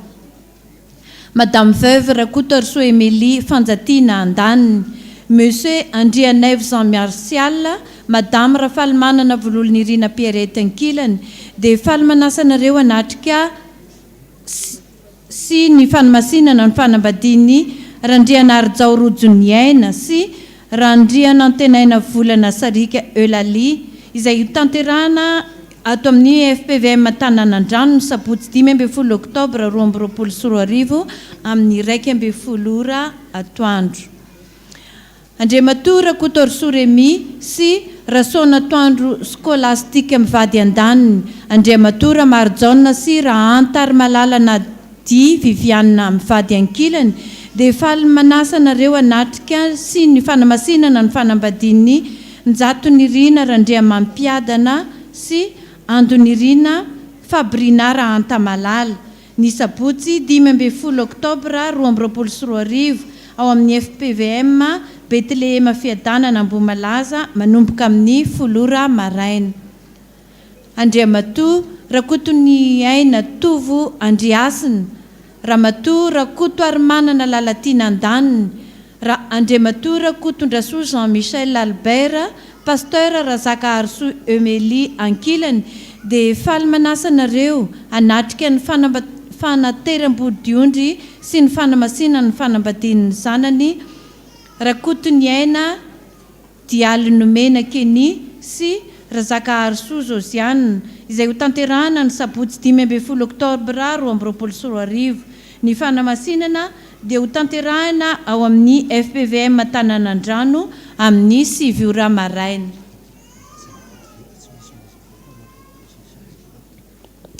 Azafady tompoko, ao anatin'ny procession dia tsy misy mahazo mivoaka ny farafarana ny mpivavaka rehetra. Saotra tompoko.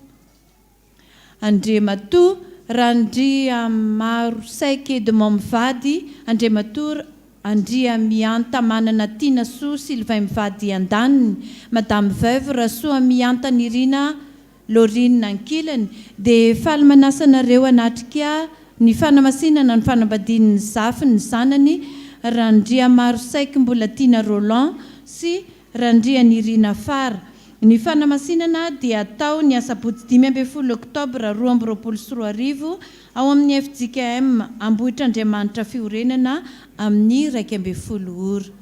Andriamatora na efa manana rado lalaina, Ramatora Antany Irina Bodo andaniny, Andriamatora Zisou Charlot sy Ramatora Razay Harvelo Lina ankilany dia faly mampandrehanareo ny fanamasina mpanambadian'ny zanany Ranaivo Mananirina Herzotsilавina sy Razay Havosoa Fifaliana Saoby. Ny fanamasinana dia atao ny sabotsy 20 Oktobra amin'ny 10 ora maraina eto amin'ny FPVM Tananandrano. Raha misy mahita ny tsy mahamety ny ray amin'ireo fanamasinana ny fanambadian'ireo dia aoka ampilaza ny ray aman-dreniny mpitandrina. Filasana manjo. Amin'ny finoana sy fanantenana fitsanganantena maty no ilasanay fianakaviana aminareo fanatsoany ny ray ody any aminy rehefa nivahiny 17 taona tetỳ an-tany niava malalanay pasteur Ramanantena Soa Lucie Marie hoy ny vadiny pasteur Andriampara Ntaina Jean ny zanany ny fianakaviana ray manontolo. Ny nofony mangatsika dia efa niala tao amin'ny lo VT 77 dia bis andohany Mandroseza ny zoma 3 septambra 2024 tamin'ny 12 ratoandro ary efa nentina nanomezam-boninahitra n'Andriamanitra tany amin'ny fiangonana Remafiakarana Ambohitra Manjaka talohan'ny nametrahana azy tany amin'ny fahasandrazany Mahatsinjo Ambohitra Manjaka.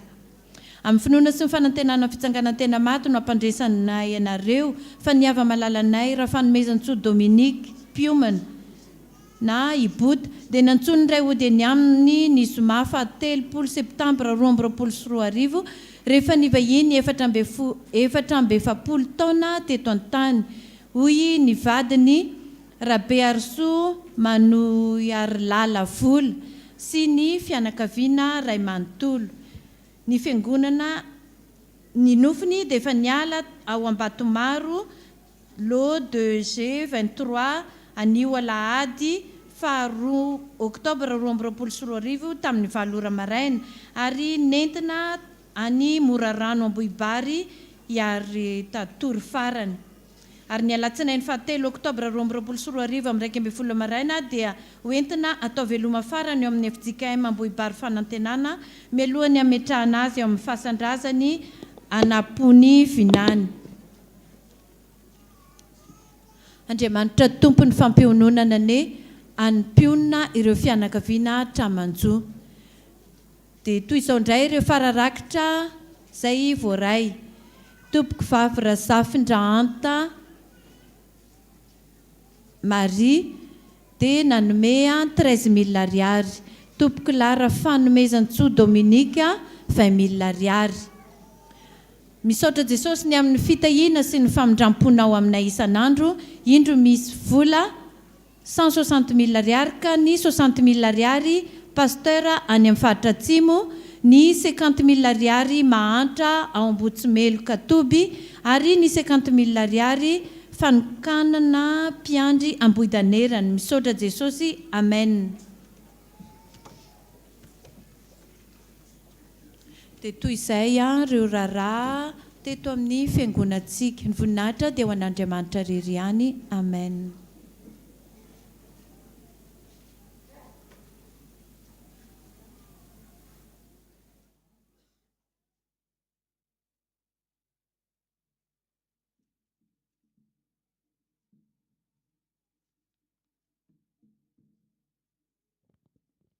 Mbola ampitombono amintsika ny fahasoavana amam-piadanana avy aminay Jesosy Kristy Tompo izay niantso.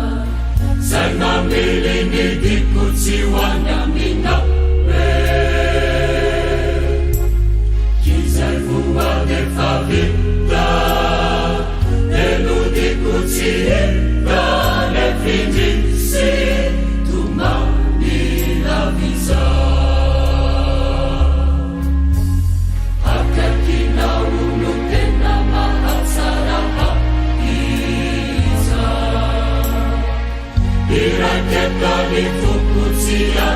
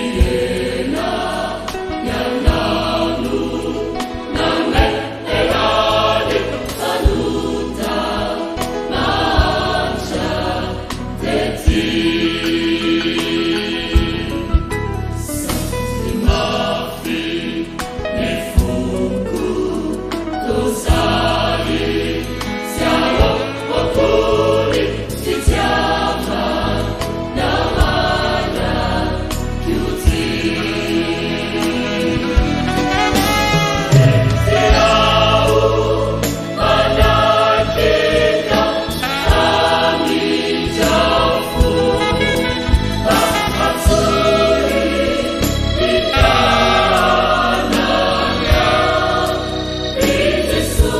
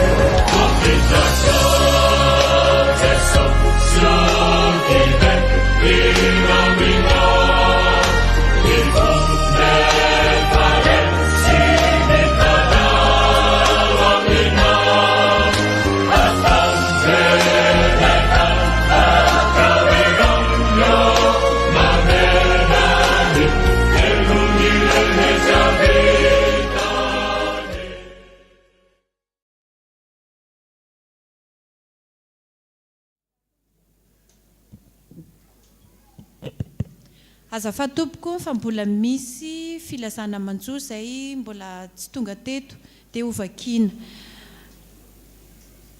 Amin'ny finoana sy ny fanantenana amin'ny fitsanganan'ny tena maty no ampandrenesanay anareo fa ny malalanay raha mihaja Armanantso Louisette promotion mpiandry promotion fanomezantso chorale Foibe FPVM dia nody mandry ny zoma 3 septambra 2024 hoy ny vadiny raha Safy Mamonjiso andria miada nirina heriny aina ny fianakaviana manontolo ny nofo mangatsika dia hiala ao amin'ny lot 3X 252 F Andavamamba ny Alahady 2 Oktobra 2024 amin'ny 2:00 ary entina eny Antanindrazany Ambody Vatokely Mahabo Mahitsy ny Alatsinainy 13 Oktobra 2024 no ametrahana ny nofo mangatsika ny ao amin'ny fasandrazany amin'ny 2:00 aorinan'ny Fotoam-pivavahana ho fisaorana sy fanomezam-boninahitra n'Andriamanitra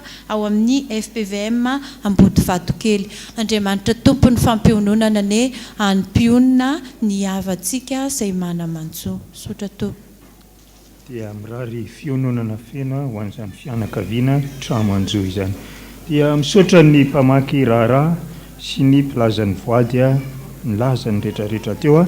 Izany dia miprofa miasa Andriamanitra eto amin'izao fiangonana izao, ary dia pirofon'izany ny voady izay narotsakitsika rehetrarehetra izay natolotra ho an'Andriamanitra. Dia mbola ho ampitombola amintsika fiangonana rehetrarehetra ny fahasoavana mba-piadanana avy amin'Andriamanitra raintsika amin'ny alalan'i Jesosy Kristy Tompo. Dia faly miarabantsika fiangonana natratra izao alahady fandraisana izao, zava-dehibe ny fahatratrarantsika izao firaisana latabatra miaraka amin'ny Tompo izao. Ary dia manaraka izay koa dia tsy adino ny miarabanao dada amin'izany lalana ny zoranao be dehibe zany, sangeza be zany, tsy vitanay zany, tsy vita amin'ny tanora zany, tsy vita amin'ny fiangonana zany, fa dia ianao ny solotena ny fiangonana tany ka dia miarabanao zay tonga soma tsara eto indray mampahery anay tamin'ny alala miteny rehetrarehetra izay nampitondrain'Andriamanitra anao, fa dia hery lehibe ao amin'ny fiangonana zany teny nafafinao teto zany indray, ka dia anjaranay mba mandray an'izany sy manatanteraka an'izany. Ka dia tongotsika ao amin'ny tatitra arabola izay mahakasika ny fanaovana ny plafond ao amin'ny 4e étage. Nanomboka tamin'ny voalohan'ny volana septambra izany ka hatramin'ny faran'ny volana septambra teo. Dia tahaka izao ny ao anatin'izany. Vola teo am-pelantanana tamin'izany voalohan'ny volana septambra izany dia nisy 17 982 340 ariary na 89 911 700 FMG. Voady Alahady nisy 6 184 700 ariary na 30 923 500 FMG. Tamin'ny procession sy voady teo amin'ny ivony 20e dia nisy 22 505 700 ariary na 112 528 500 FMG. Fanomezana azo tamin'ny alahady teo amin'ny latabatra izay nangonina tetsy ivelany tetsy amin'ny parkina dia nisy 2 103 100 ariary na 10 515 500 FMG. Fanomezana nomen'ny synodaparitra dia nisy 737 200 ariary na 3 686 000 FMG. Fanomezana nomen'ny FPVM izay voalaza teo avy any Charenton dia nisy 3 845 000 ariary na 19 225 000 FMG. Totaly niditra tamin'io volana io dia nisy 64 358 040 ariary na 321 790 200 FMG. Eo amin'ny volan'ny voaka kosa dia nisy tahaka an'izao. Volan'ny voaka teo amin'ny ivony 20e dia nisy relais bonbon izay mba niarahantsika ny fampihinana ny mamy teto sy ny gâteau kely sy ny frais maro samihafa izay ny karakarana an'izany dia nisy 4 287 516 ariary na 21 437 580 FMG. Totaliny voaka dia 4 287 516 ariary na 21 437 580 FMG. Vola sisa eo am-pelantanan'ny faharoapolo taona zany dia nisy 60 070 524 ariary na 300 352 620 FMG. Rehefa natao ny famitinana dia nisy tahaka an'izao. Tamin'ny voalohany dia nisy ny resaka hoe somme de vie-ny nanaovana ny plafond ny 4e étage dia 262 598 820 ariary. Ny vola avance efa niraisin'ireo mpanao plafond ao ambony ao ireo dia iny a efa nitonoantsika tetrany a fa averina ihany hoe 111 millions ariary. Vola eo ampelantanana amin'ny 20 araky ny voambara teo a dia 70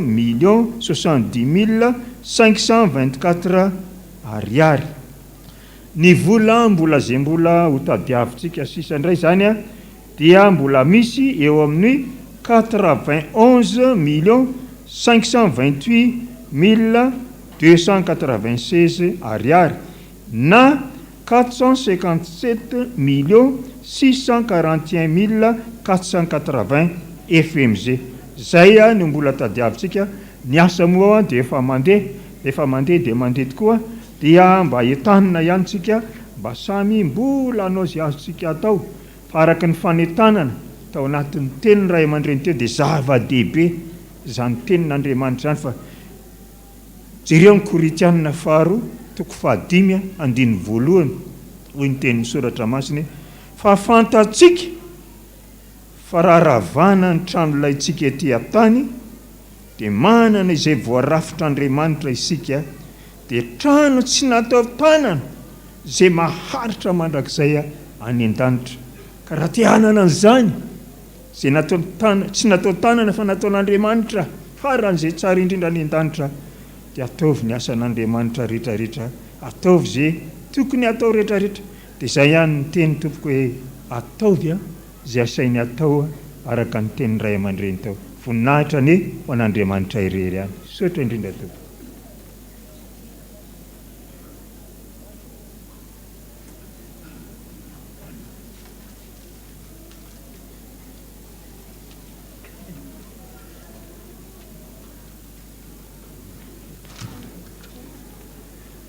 dia misotra be dia be mety mbola misy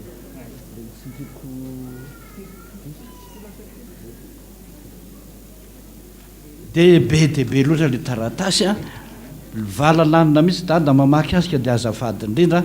Tsy raha misy fotoana ionana dia tsara fa tsisy ionana, fotoana koa lasa raha teo a. Dada indray nefa manomboka raha mipitsy dia mandray le katekomena foana talata larobia, dia misy indray laka misy ny mijanona kely. Raha misy fotoana ionana dia ny zoma maraina no afaka mandray olona indray a. Raha misy tsy vita voalaza daholo fa no maika ihany no lazaiko eto.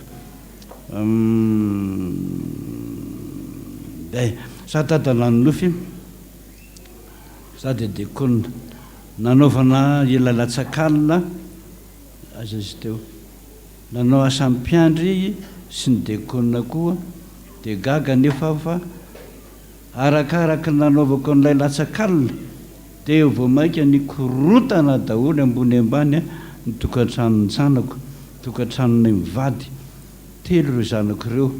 Voalohany dia niady be ny zanako tamin'ny herinandro iny ary izy mivady no niady. Faharoa, zanako faharoa dia miaritra ny fotoam-pivelomany satria niasa tena izy ireo nefa izy bevoka, ny zanany tsy mbola tafiditra an-dakilasy. Fahatelo dia tena nilaozany ilay vadiny mihitsy koa tamin'ny herinandro izy nefa ny zanaka tsy salama. Ireo rehetrarehetra eo zao lazaiko anao le nilazaiko teo, le nilazain'le ginitsanga tamin'ny maty teo. Le devoly zany a manao zay anakivy anao foana manipy rano mangatsika anao, ataony miady nareo mivady miady daholo ny ankizy rehetrarehetra ohatrany dia miamangatsika ny fonao ampiandry. Tsy hoe nivavaka antsony ianao Jesosy, zay foana nataony devoly. Ka raha mijanona amin'io anao a na ny any an-danitra koa raha mijanona manao ny asanao. Fa may areza ataovy foana fa tsika tsy maintsy mandresy amin'ny alalan'ilay tiantsika. Za dada nanofy hoe nihinana zavatra taman'olona hoy ny tsy fantatro aho dia nivalana be ary feno maloto ny akanjoko. Rehefa foanakamisy a dia narary kibo be sady nivalana hatramin'izao a mbola marary foana ny kibo. Zany ny ateo hoe aza mihinan-kinana zavatra ataon'olona tsony. Rehefa nanao an'le tandrifina framason iny tsika dia masika be amintsika mihitsy ny devoly. Fa aza mihinan-kinana zavatra mihitsy aloha raha tsy ianao no mividy azy, ianao no makany an-tsena. fa raha naterin'olona na vomanga na mangazo nininina na mofogasy aza mihinana mihitsy loha ianao. Misy devoly tezitra any tadidi foana ny fanodevoly voalazany soratra masina ao amin'ny Luka 2:40 mivonona amin'ny fiediny ny devoly, vetivety fotsiny eo izy dia mitapozina raraka amin'ny sakafonao, mivonona amin'izany ny devoly fa mitandrema. Zao anao zao marary voan'ny afita daholy ny ao anatin'ny vavanao. Zany afita zany marary daholo ny vavanao, ny lelanao, ny tendanao. Ny fanafodin'ireny afita ireny dia anamalahy, maka anamalahy eraky ny tanana anao dia tsakotsakoy foana tsakotsakoy dia ateleminy ranony, ateleminy ranony, ateleminy farany rehefa malemy daholo izy dia ateleminy daholo. Indro fotsiny anao manao an'izay na intelo dia afaka daholo io marary eo amin'ny tendanao io na dia ny amigdalita azy na dia ny tenarany kampo tenda na dia ny kampo tendanao marary io raha afaka ny anamalany tena anana tsara mihitsy hoanina mata daholo ny tsakotsakoina an'izany ataovy raim-bava fa afaka daholo reo. Fa nikibonao marary aosa raha misy fotoana iresana dia miresaka na iesana na ianareo marary kibo rehetra zany ka tena mivalana azadino le ravikazo kely atao hoe Jean Robert Gasy, madinika kely zay ny raviny, izy di eny an-tsaha ihany misy azy, tahony 5 fotsiny alainao ampangotrana, misotro ndre mandeha amin'izay ianao dia afaka daholo retikibonao rehetra indrindra fa nipozina zay nataon'ny olombelona na borona koa mahafaka an'izany. Angamba oko aloha sy efa lany ny fotoana, raha misy fotoana ionana dia tsara indrindra. Okizay tsangana amin'izay tsika anatitra ny fanatitra dia tolotra ny tsodrano.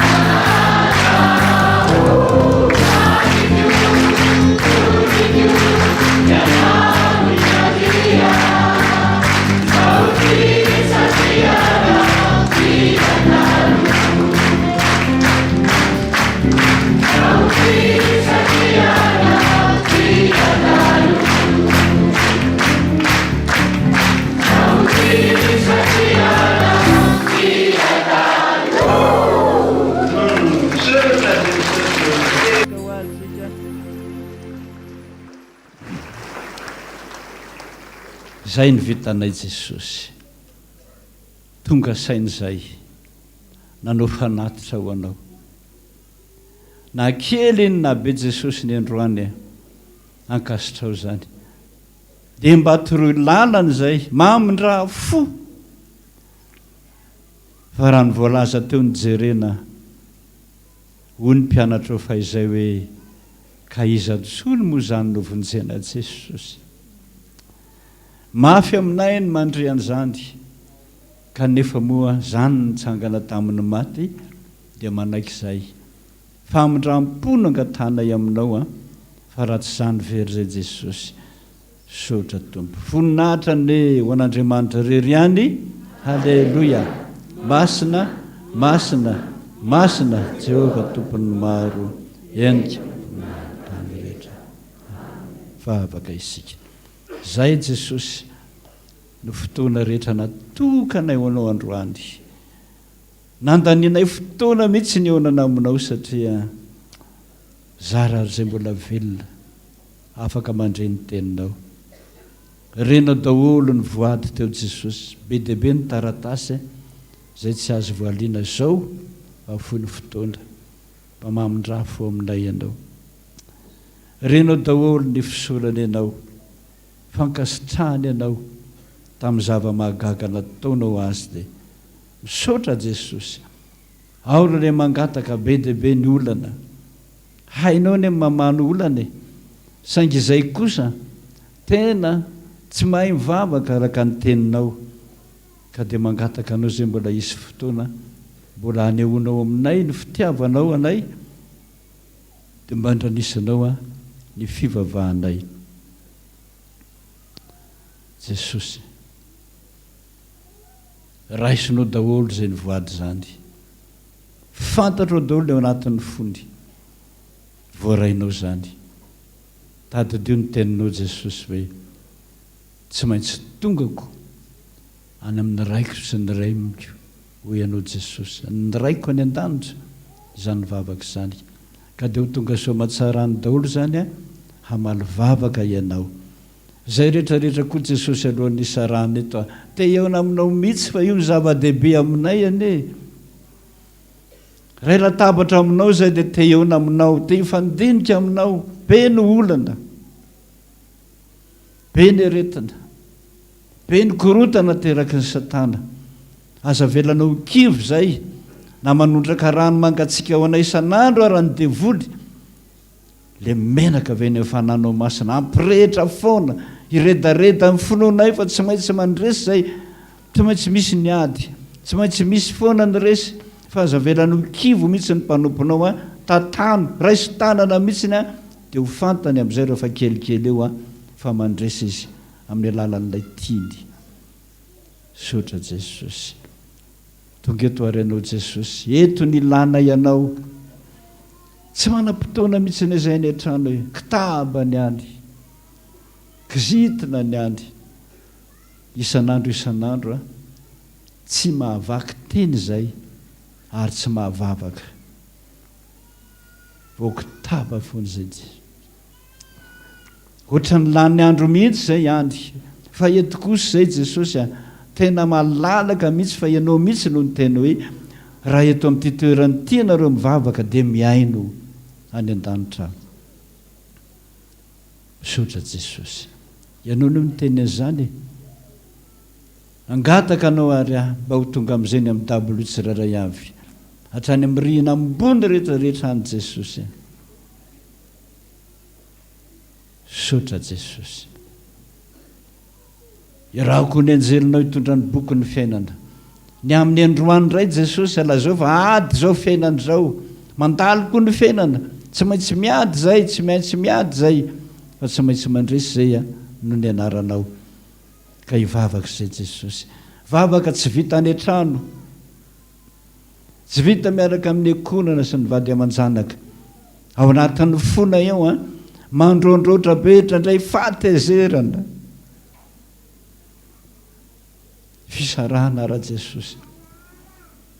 Eto ny tenanao avy ifandahatra isika, ifandahatra aminao izy Jesosy, miangavy aminao ray minitra monja azy.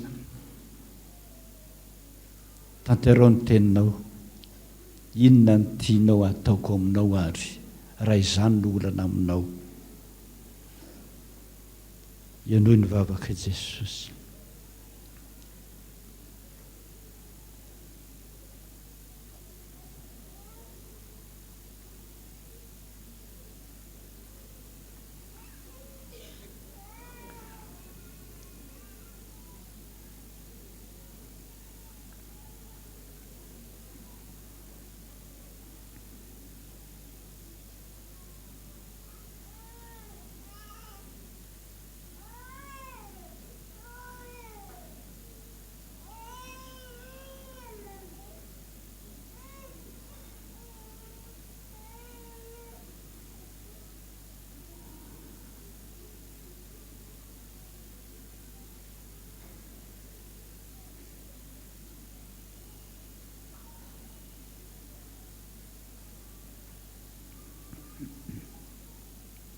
Misaotra Jesosy. Voarainao zany vavaka zany. Vita sony androany ray. Fa mbola misy Andriamanitra ao miaraka aminay. Misy Andriamanitra ao mitary-dalana anay. Misy Andriamanitra ao manolo-tsaina anay. Aza velanao kivo ny mpanomponao. Fampirety foana ilay afo. Finoana ao anatiny ao afo-tany be deaibe ho anao voninahitra ny anaranao.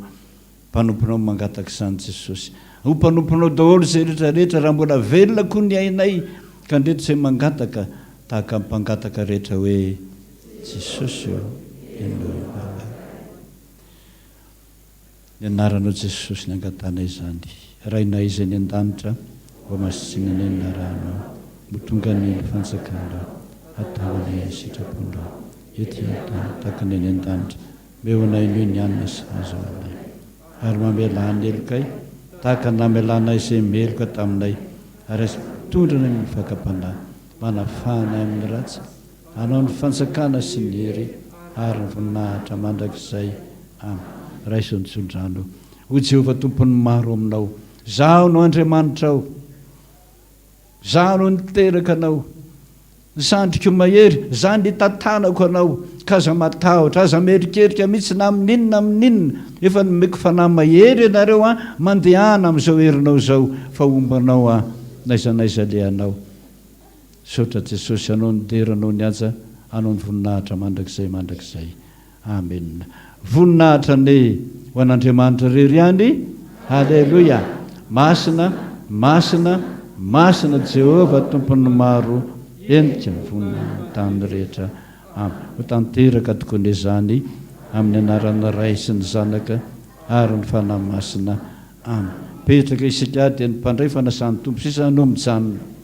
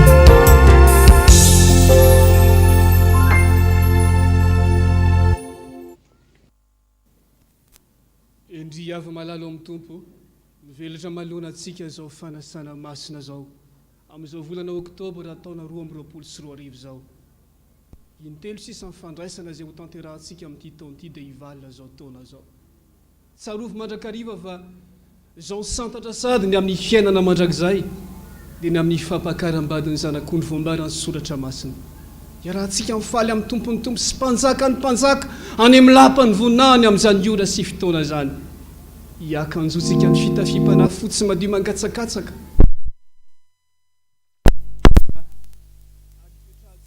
fiandrianana misy ny anarantsika tsiraray aby tsarovy mandrakariva fa fotoana fandraisana fanasan'ny tompo tahakan'izao no ahatsiarovantsika an' Jesosy Kristy tompo nakalaza farany paska niaraka tamin'ireo mpianany ka nitenenany manao hoe ny anankiray aminareo ane no hamadika ahy e aoksika samy andinika ny tenantsika tsiraray aby so mbola misy amintsika hiala amin'i Jesosy Kristy tompo ka hamadika anazy araka ny teny ray aman-dreny teo fa tsy mahatra amin'ny fitsapana sy ny fisedrana sy ny vizahn-toetra dia hiala amin'ilay fitiavana voalohany soratra masina dia milaza mandrakariva manao hoe nazovy no mihinana mofo sy misotra amin'ny kapoky ny tompo amin'ny fanahy tsy mendrika dia homeloka ny amin'ny tena sy ny rano tompo izy aoksika tsararay aby samy amantatra amin'ny tenantsika tsara aby mba tsy hinana sy sotro fanamelohana isika sambatra ho ny soratra masina zay manasany akanjony mba hanana ny fahefana mihazonaina sy hidirany amin'ny vavahady ao an-tanàna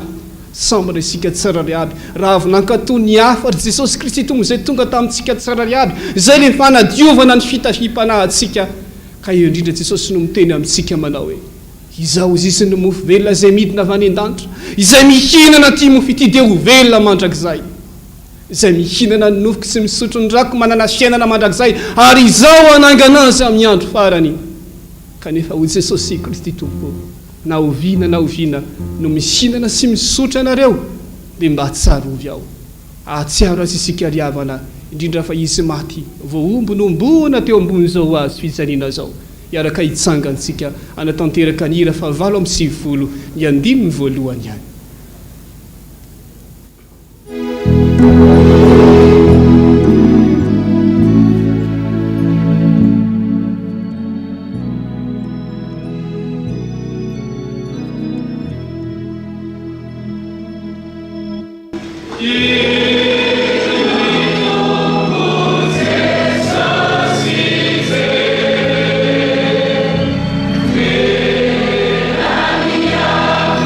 Viva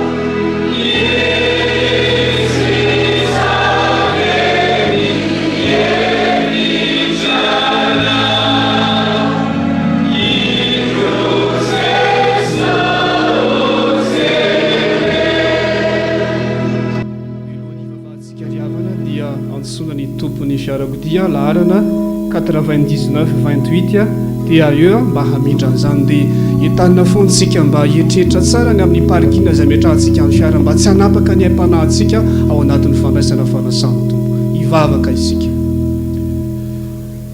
Miantso ny anaranao masina izay ry Jehovah Andriamanitra tompony tompo sy mpanjaka ny mpanjaka, misaotra anao noho ny fitiavanao sy ny famindramponao.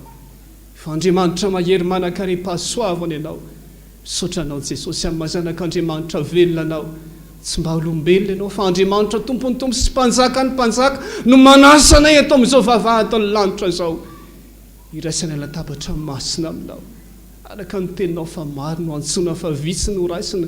Misaotra anao ny safidy anay ho anisan'ny olombitsy iray latabatra masina aminao eto amin'izao vavahady ny lanitra izao Jesosy. Firifiry ny tahatratra nyity andro an'io ity fa izahay nofidianao manokana Jesosy, tsy noho ny herinay na nitanjakay na ny fahaizanay na izay mety ho fisainanay sy fahatanjahanay natongavanay eto amin'izao tranonao izao, fa noho ilay teninao indray mpimaso ihany fahatezelanao fa mandritry ny andrianana kosa ny fankasitrahanao sy ny famindram-po izay ataonao aminay isan'andro isan'andro. Indreny hafaliana Jesosy malala, fotoana nanomananay an'izao fotoana andro an'io izao ilay latabatra masina aminao Jesosy, misaotra anao menao hery, menao tanjaka, menao fahasalamana, menao fahatanjahana izay ahafahanay nidodidody eto amin'izao vavahady ny lanitra izao Jesosy. Mankasitraka Jesosy, faly loatra ny fonay izany mbola hideranay hankalazanay hanomezanay voninahitra ny anaranao masina Jesosy. Ndreto ny velatra manoloana anay Jesosy, zao fanasana masina, zao fanasany lanitra nge zao Jesosy fa tsy fanasany olombelona. Ianao misy manasa anay Jesosy malala, iray latabatra masina aminao ho santatra sady ny amin'ny fiainana mandrakizay dia ny fampakaram-badiny zanak'ondry hianahanay manamboninahitra aminao Jesosy. Ndreo ara ny famantarana Jesosy, ny mofo sy ny kapoaka mofo ny volavolay tanan'olombelona Jesosy, nandalo toerana maro samy hafa vao tonga eto amin'izao latabatra masina zao ny angatahana aminao Jesosy dia hamasino zao mofo zao mba ho tonga ilay tenanao Jesosy manala izay nomboana sy nampijaliana teo ambony hazo fijaliana ka hitoetra ao anatinao ianao Jesosy. Tahakan'izany ihany koa ny kapoaka Jesosy, rano notovozina tamin'ny paompy nafangaroaro siramamy nafangaroaro tamin'ny zavatra isan-karazany, volavolay tanan'olombelona mpanota izay Jesosy, nandalo fansina maro isan-karazany vao tonga eto amin'izao latabatra masina izao. Diovy sasao hamasina amin'ny alalanay tananao misy olatra amin'ny alalan'ny ranao masina Jesosy malala, tahaka nanovanao ny rano ho tonga divay tao amin'ny fampakaram-bady taokana no hanovanao an'izao famantarana zao ho tonga ilay ranao masina, ilay ranao sarobidy izay latsaka ny teteny jinika teo ambony hazo fijaliana Kalvari mba ho fanadiovanao anay. Ka raha hisotro an'izany ranao zany zay Jesosy dia hitondra fanasitranana anay na ho an'ny nofonay na ny fanahinay. Misaotra Jesosy.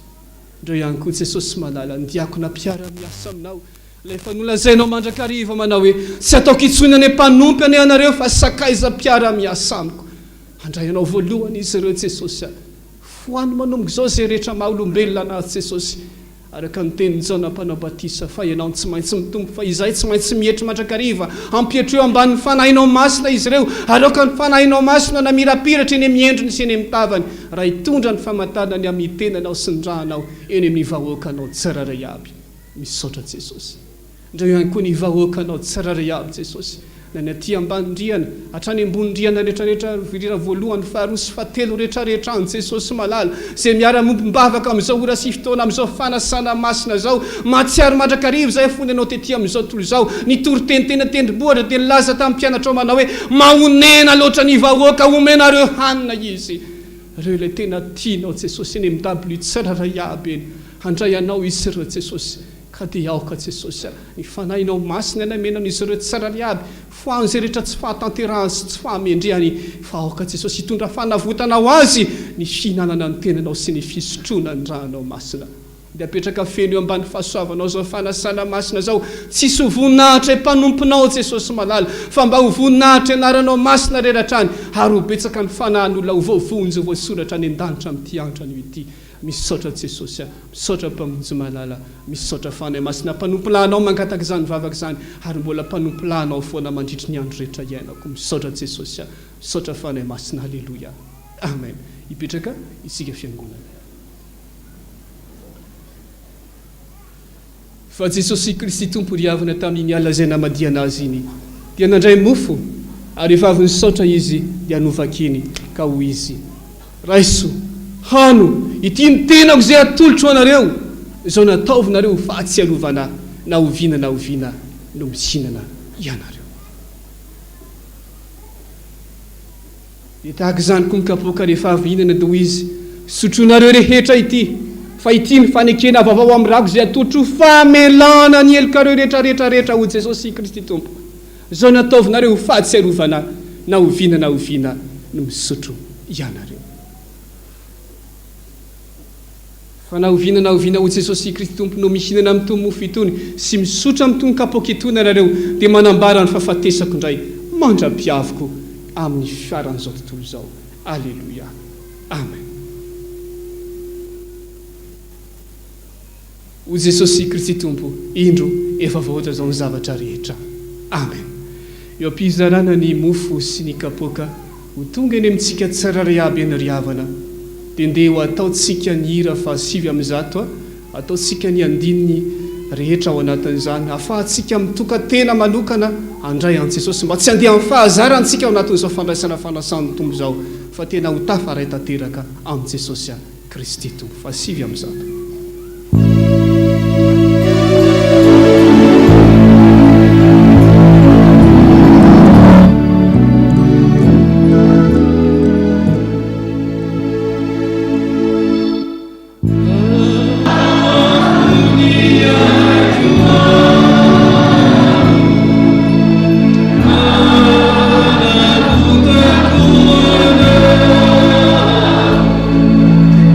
Good.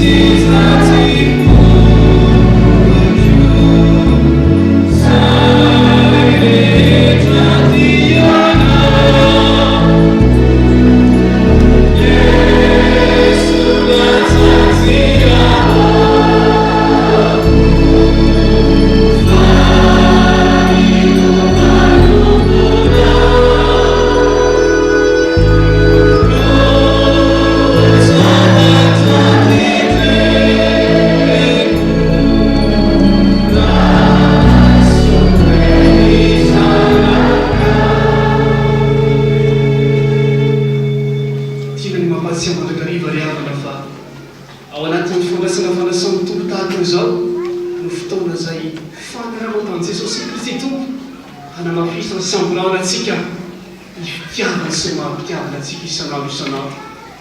Isy fatsika loatra ny tenin'Andriamanitra manao fa toy izao fitiavan'Andriamanitra izao toy izao nomeny ny zanany natokana mba tsy hobeny zay rehetra mino azy fa hanana fiainana mandrakizay.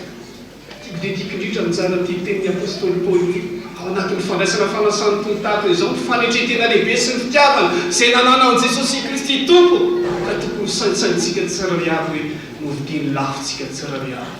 Ny soratra masina manao aoka ozy izao aminareo zao saina zao zay tao amin'ny Jesosy Kristy Tompo zay na dia nanana ny endrika araka an'Andriamanitra azy dia tsy natao ho zavatra nofikiry mafy ny fidiviana tamin'Andriamanitra fa nofoanany tenany tamin'akany endriko ny mpanompo sy nahatongavana manam-pidiviana tamin'ny olona. Ary rehefa hita fa ho nanatare olona izy dia nanendry tena ka nanaikatra mifahafatesana dia rehefa fahatesana teo ambony zao azy fijaliana azy.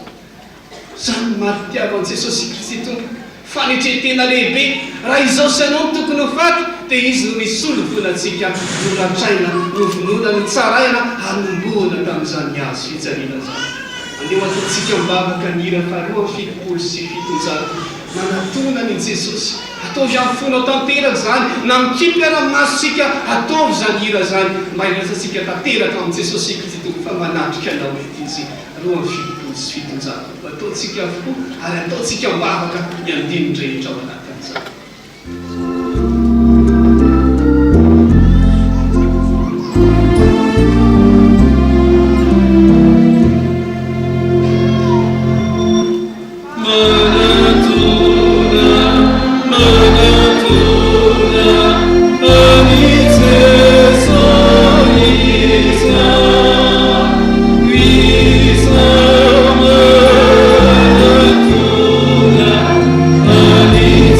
you.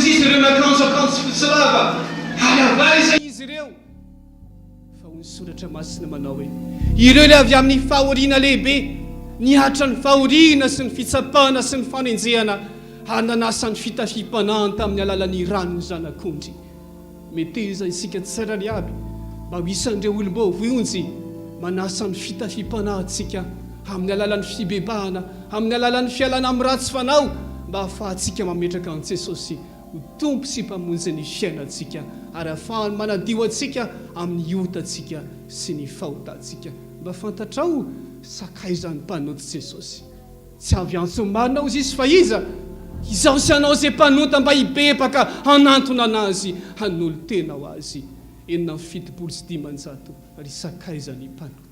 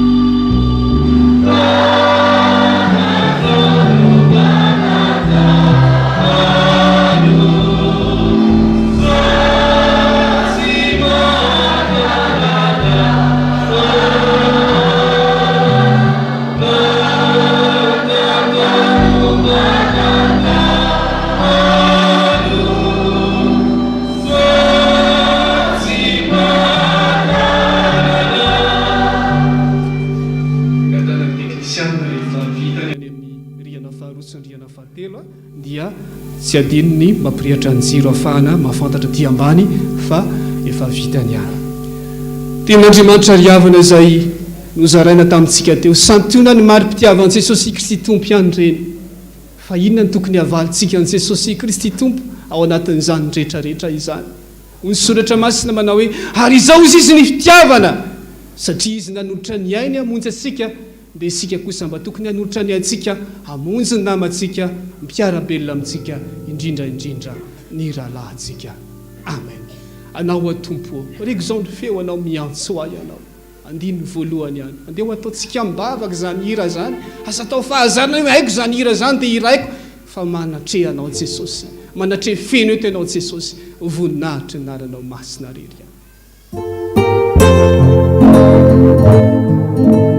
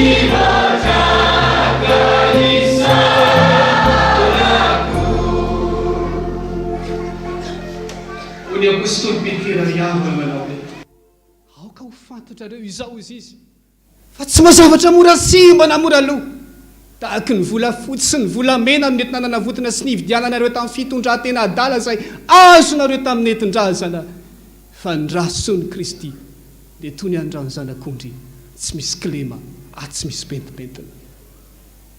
Ny apôstôly Paoly dia nanambara mandrakarivo manao hoe jereo mpanjiny ho azo fijaliana io fa teo namonjenanay ateo nanaovan'Andriamanitra fanekena fa firenena masina ho azy isika.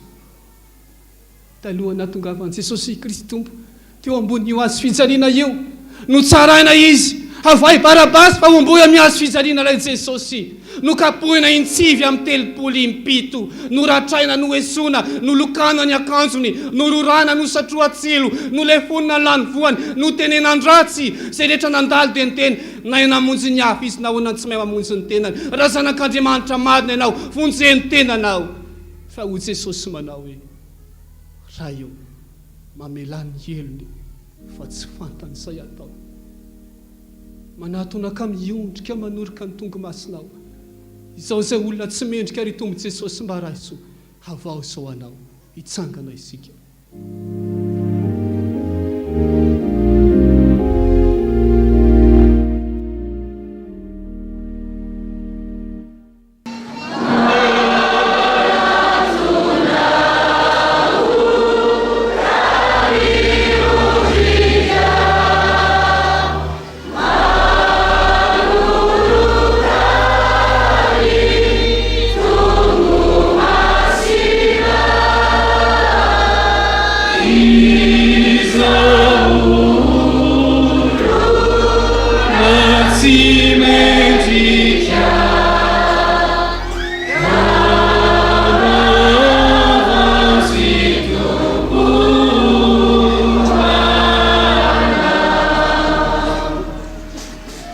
Jesosy Kristy Tompo ho aminao zay manatrika an'izao fanasana masina zao raiso hano ity ny tenako zay atolotra anao saora ho Jesosy ary mankalaza azy ao anatin'ny fona.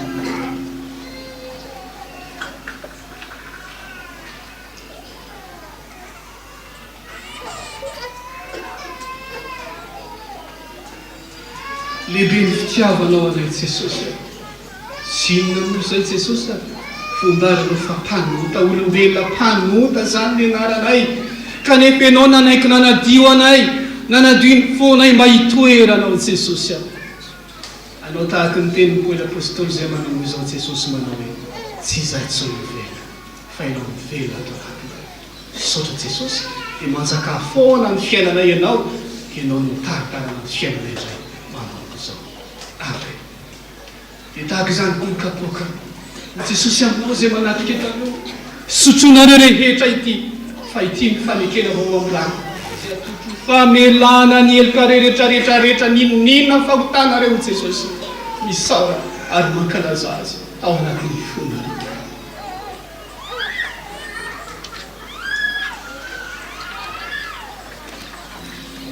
Menatra anao zay Jesosy menatra ny amin'ny fahotana vitanay sy ny fahadalanay sy ny fahavetavetanay kanefa marina ny tenao fa tsy avy antsy ny marina fa ny mpanota mba ho bebaka fa fazako raha madio anareo dia ho adio mba ho afaka amin'ny fahotanareo sy ny fahalotonareo sy ny tsy fahamendrianareo rehetra le rahanao masina le rahanao sarobidy ikorina aminay hatra ny etapindokatra ny palady Jesosy anadio anay anafaka anay ka manomboka zao ho foana avokoa ny aretina rehetra Jesosy nanaretin'ny nofo nanaretin'ny fanahy na tension tositra miakatra na tositra midina ny anaretin'ny cancer ho foana amin'ny rahanao masina zany fa mahery ny rano Jesosy. Jesosy akaiza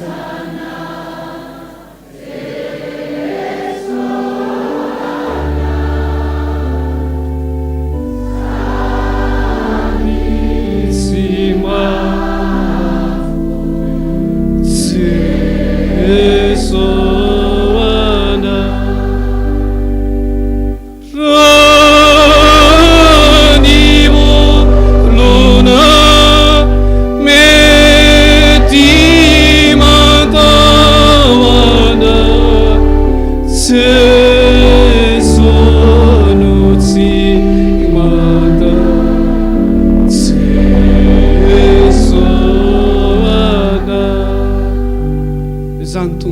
fanahanay jesosy a ny olombelona misy fetra ny fitiavana anay fa ianao kosa tsy mahafona mahasaraka anay jesosy a zany maandriamanitra anao misaotra jesosy a manomboka izao tsy hiverina amin'ny fahadalana sy ny fahalotona intsony izay fa anaraka anao aina ny fetra jesosy a satria efa nidiovinao tamin'ny rahanao masina izay tanteraka tokoana izany amin'ny anaran'ny ray sy ny zanaka ary ny fanahy masina amen.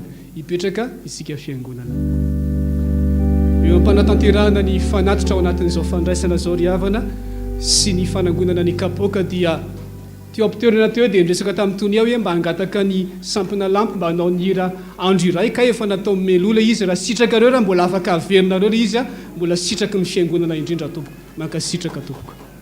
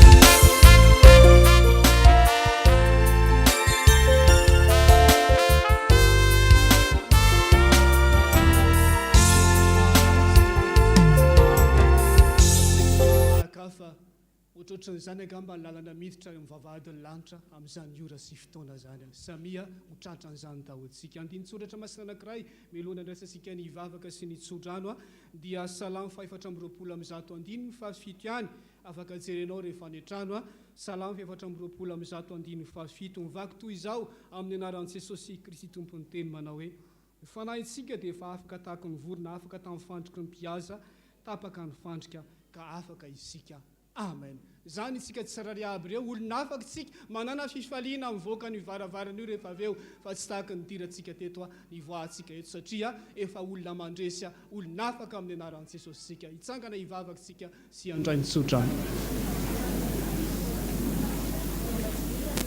ay mbola tsy vitany any namantsika any ambony mbola miandro namantsika any ambony tsika toizatsika ay nrakitra ny koralina mbola tsy vita miandra ny namantsika manao rakitra tsika masina zava-maneno kely mpitendra azafady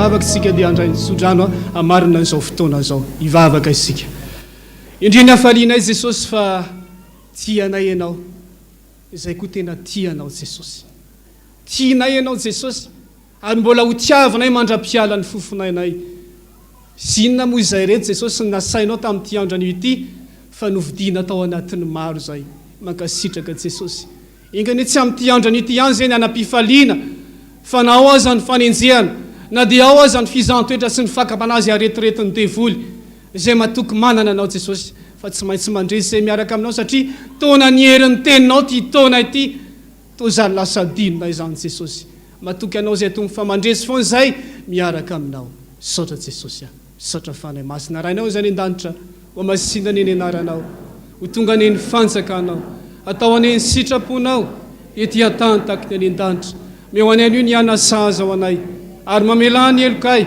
tahaka namelanay izay meloka taminay raza mitondra anay amin'ny fakapanahy manafanay amin'ny ratsy anao ny fanjakana sy ny hery ary ny voninahitra mandrakizay amen raisy ny tsodrano izay tononona amin'ny anaran'i Jesosy Kristy velona va Nazareta tompony fahefana rehetra hatrany an-danitra katretỳ tany ho Jesosy aminao izay manatrika eto anio ka nandray anazy tao anatin'ny fonao ho izy manao hoe aza matahotra ianao fa momba anao aho ary aza merikerika foana fa izao Jesosy no Andriamanitra ao mampahery anao sady mamonjy anao eny mitantana anao amin'ny tanakavanany fahamarinako ao fa taona ny herin'ny tengo ty taona ty ho Jesosy fa indro izao ny Jehovah Andriamanitra ny nofo rehetra mo misy zava-mahagaga zay tsy haiko fa koa dia mandehana amin'izao herinao zao fa ny fihedirana voavodina amelezana anao tsisy ambininy zany fa androso eo alohanao Jesosy ary andravona amin'ny taontaona rehetra aleluia amen voninahitra ny eo an'Andriamanitra rery any haleluia masina masina masina Jehovah tompony maro enky ny voninahiny tany rehetra amen mahereza amin'ny anaran'i Jesosy tompo